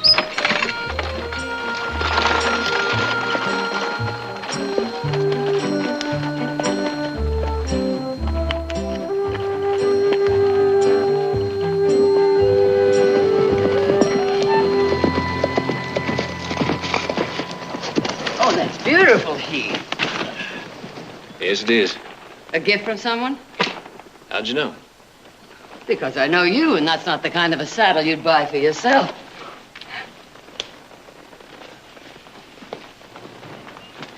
From Dilly? Yep. Well, she must think an awful lot of you. I guess so. And you, Heath? She's not like any girl I ever met, Mother. She's one of a kind.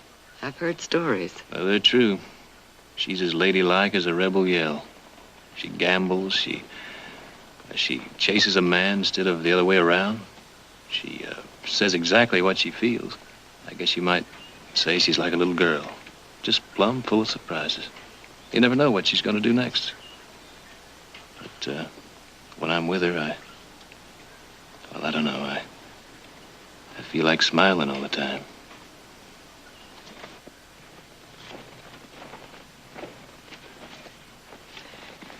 But you're returning, Miss Saddle? Well, it's the third time today I've loaded it up. I don't want to hurt her feelings, but I can't accept this. Otherwise, she'll think you feel something you really don't. Huh? That's exactly it, Mother. And whatever it is I feel, I don't think it's love. Then she has a right to know that, if you're sure. I'm sure.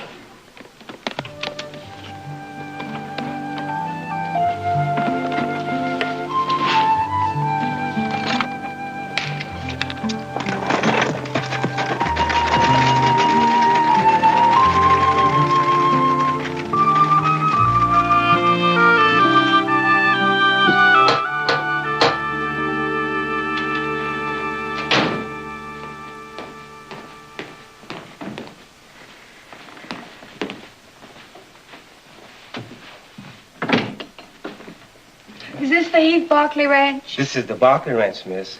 All of it? From the gate. The one back yonder about 5 miles? That's the one. Oh, wait.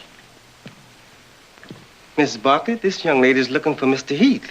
He left for town. Oh. Oh, well, that's all right. I was just out riding and I thought I'd drop by. But it's okay, because he's going to be taking me out to dinner tonight. You must be Miss Shanks. Dilly. Please, come in and have some coffee with me. Oh, all right. Silas. He must have told you about me. A little. Well, he ain't exactly talkative. Not like I am. I think maybe that's one of the reasons I feel about him the way I do. Anyway, I could never get along with anybody like me. You're in love with Heath, aren't you? Yes, ma'am.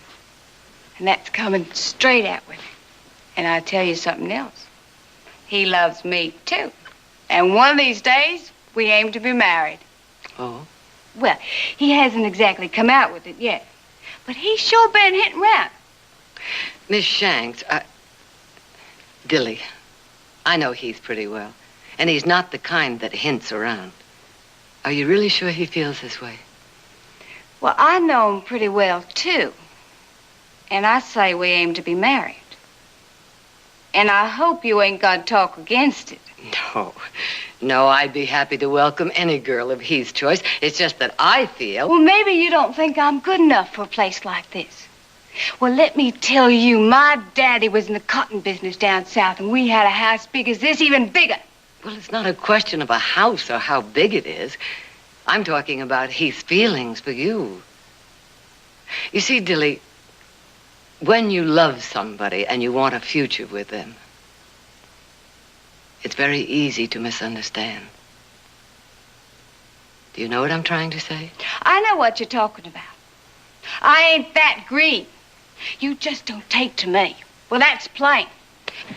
But it ain't gonna stop us. No, Dilly, no, you're mistaken. You pick a fight with me, Mrs. Barkley, and you're gonna lose. And maybe even get hurt in the bargain.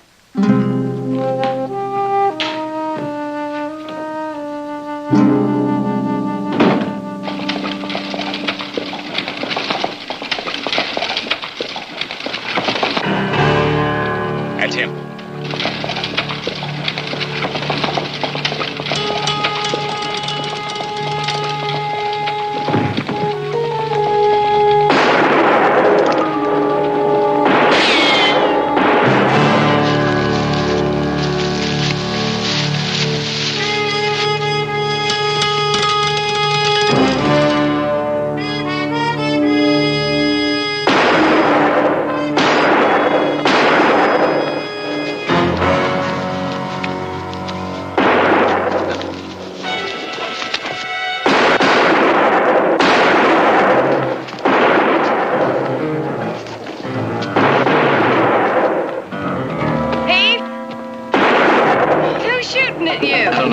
Where you came from. Hey, he's got somebody with him. Well, get him too.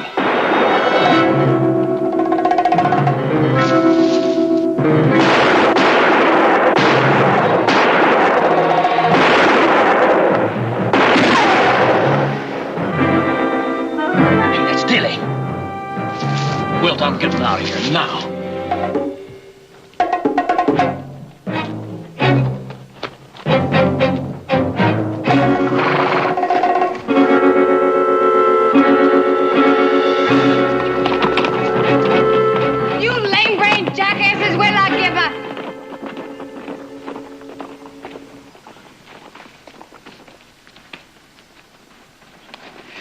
Bet you could have taken care of them yourself, Heath. But I sure am glad I come right. Something wrong? You always clean a gun like that, Dilly? Well, my daddy used to teach the Army how to use and protect their weapons. So every time I shoot. Every time you shoot? Well, when I'm out hunting and all. Heath, what's the matter? You said you came in on that stage Thursday morning. You and your brother? I don't recollect that. You don't recollect saying it, or you don't recollect coming in on that stage Thursday?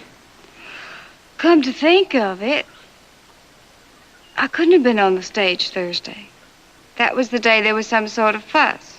You were on the stage Thursday. Well, I don't recollect saying that. Well, there was talk. Yes, that's it. We come in Friday morning.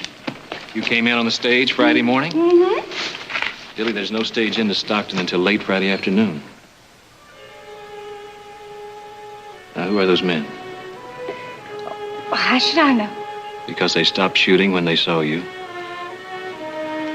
4 riders who held up that stage. Their leader cleaned a gun like you just did. You're talking crazy. I don't think so, Dilly. It was you who led those riders. It was you who killed that stage driver. Now, those men, who are they?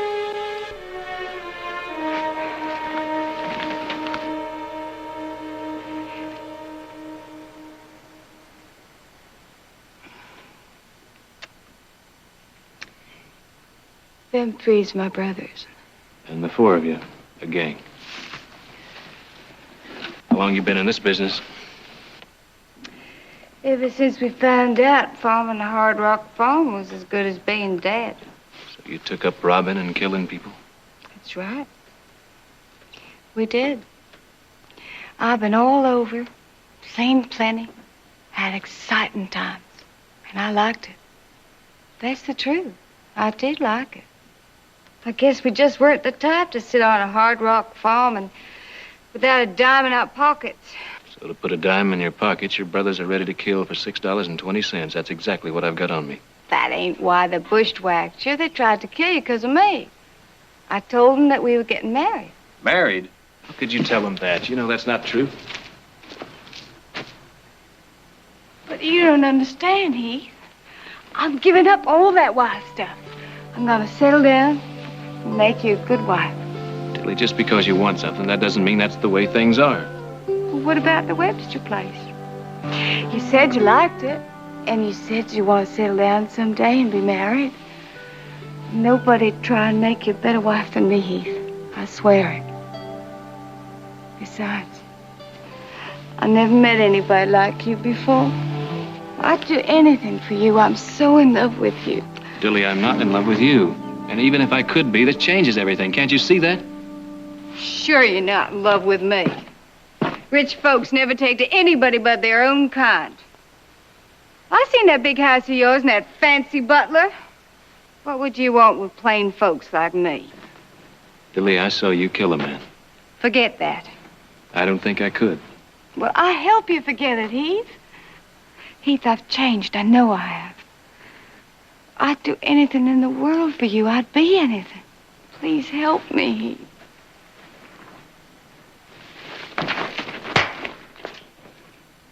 I'm sorry, Dilly. I'd like to walk away and forget I ever met you, but I can't. Turn round. You would have turned me in, wouldn't you? I'd have turned you in. You just gotta naturally tell the truth, don't you?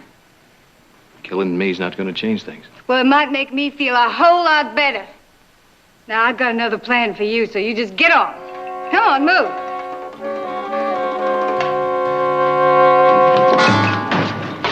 Time up, Will. Get on over there. Up brother. against the post. Put your hands behind your back. Time up. Well, now, Dilly, isn't that a funny way to treat your intended? Don't you give me none of your jaw. He ain't gonna be nobody's intended. And what's he doing here? We're gonna use him when we take the bank. Use him? Ain't you got nothing in that head of yours? With him around, nobody's gonna start shooting at us. Boy, you sure singing a different tune about him now, ain't you? You never mind my tune. He tried to make a fool out of me, and I don't take that off nobody. Tried to. I think he done it. Look, you said all you're going to say on that because I don't want to hear no more about it. No, sir. Nobody at that bank's going to start shooting at him. Him and his family own half of this valley. What are you going to do with him when we're through? Well, there'll probably be some shooting there. He's liable to be hit by a stray bullet while we're riding out, huh? Grady? That's the best idea you had all year.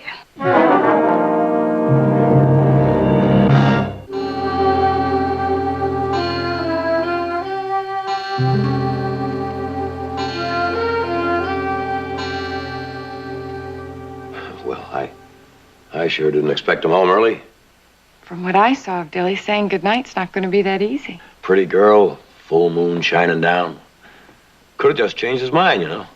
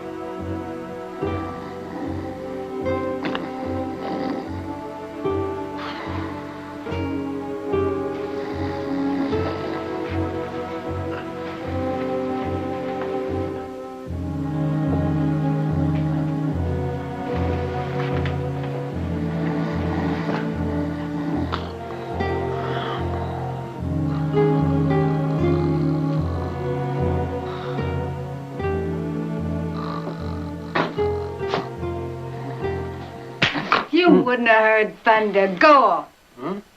Huh? Go on! What? Oh, sit up, have a cowboy tie up.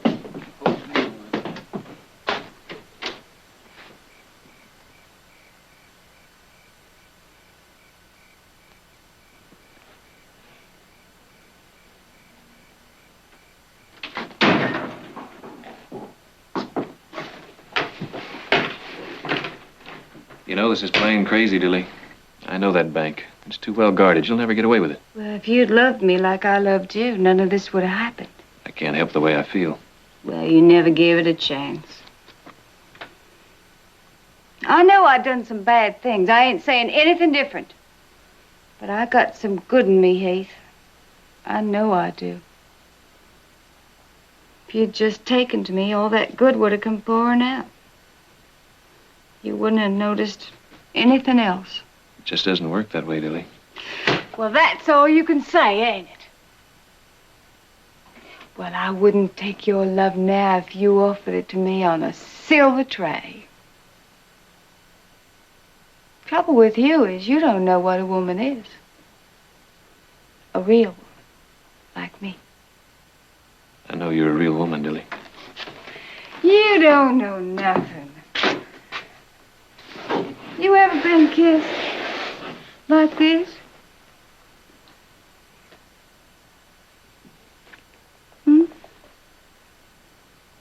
Or like this?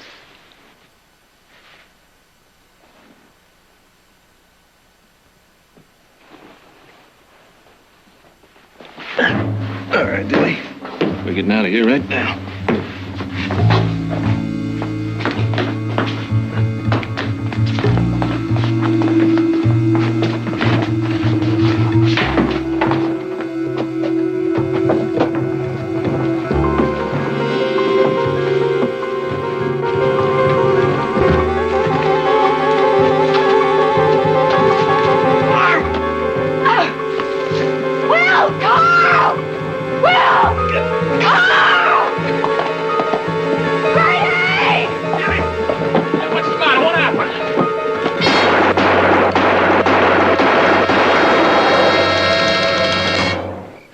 Hightail it out of here. Come on, Dilly.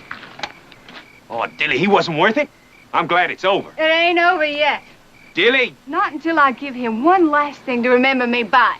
But he's gone. Dilly, he's got our fastest horse, and we can't catch him in the dark. The ranch is there. It hasn't moved. Mr. Heath Barkley won't be so high and mighty with that fancy house of his, a pile of ashes. You mean burn him out? Right down to the ground. Dilly, he's going to get the sheriff. We got no time. We got time. They ain't gonna look for us there. Now, look, you don't want to come along. You get your own self out of this fix.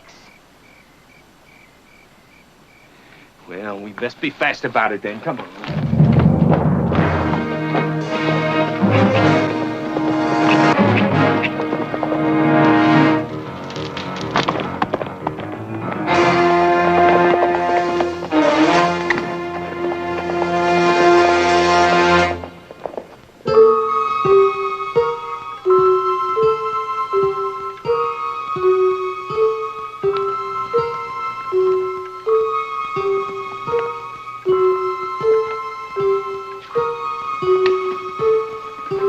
Mother, why don't you go on to bed? I'll turn those on. I thought you'd gone to sleep.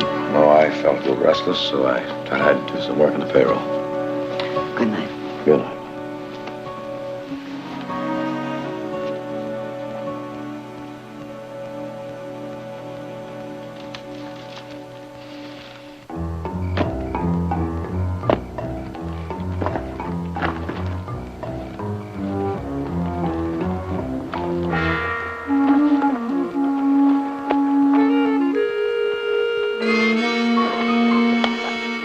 I'll take the ball. You get the house. Go.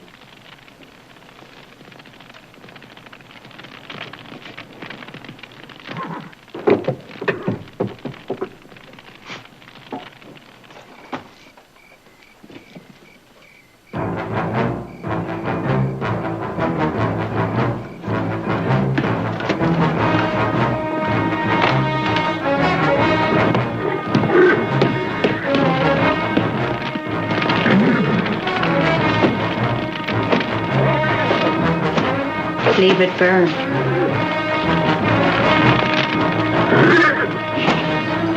I said leave it.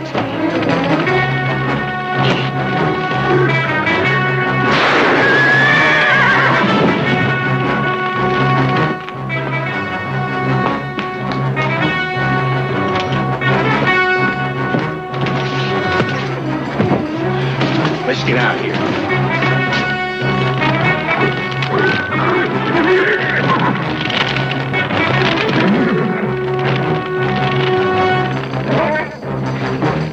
Dilly.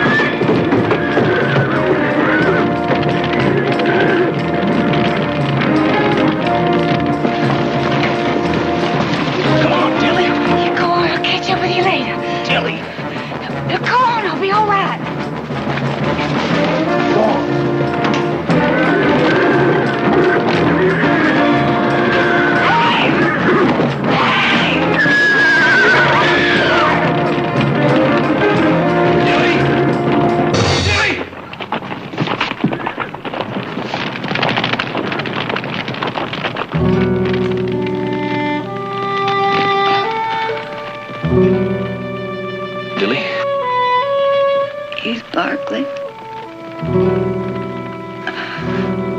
I could have made you. But that's why.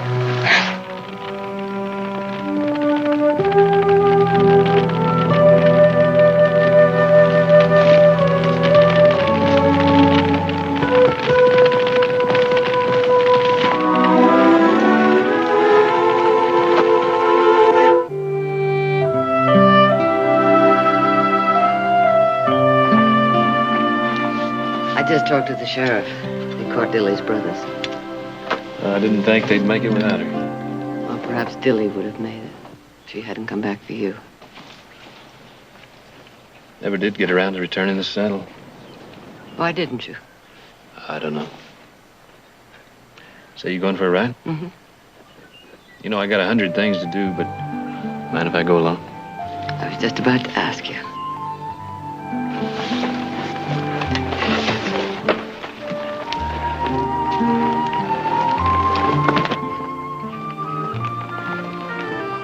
It ain't exactly what I'd buy for myself, but I kind of like it.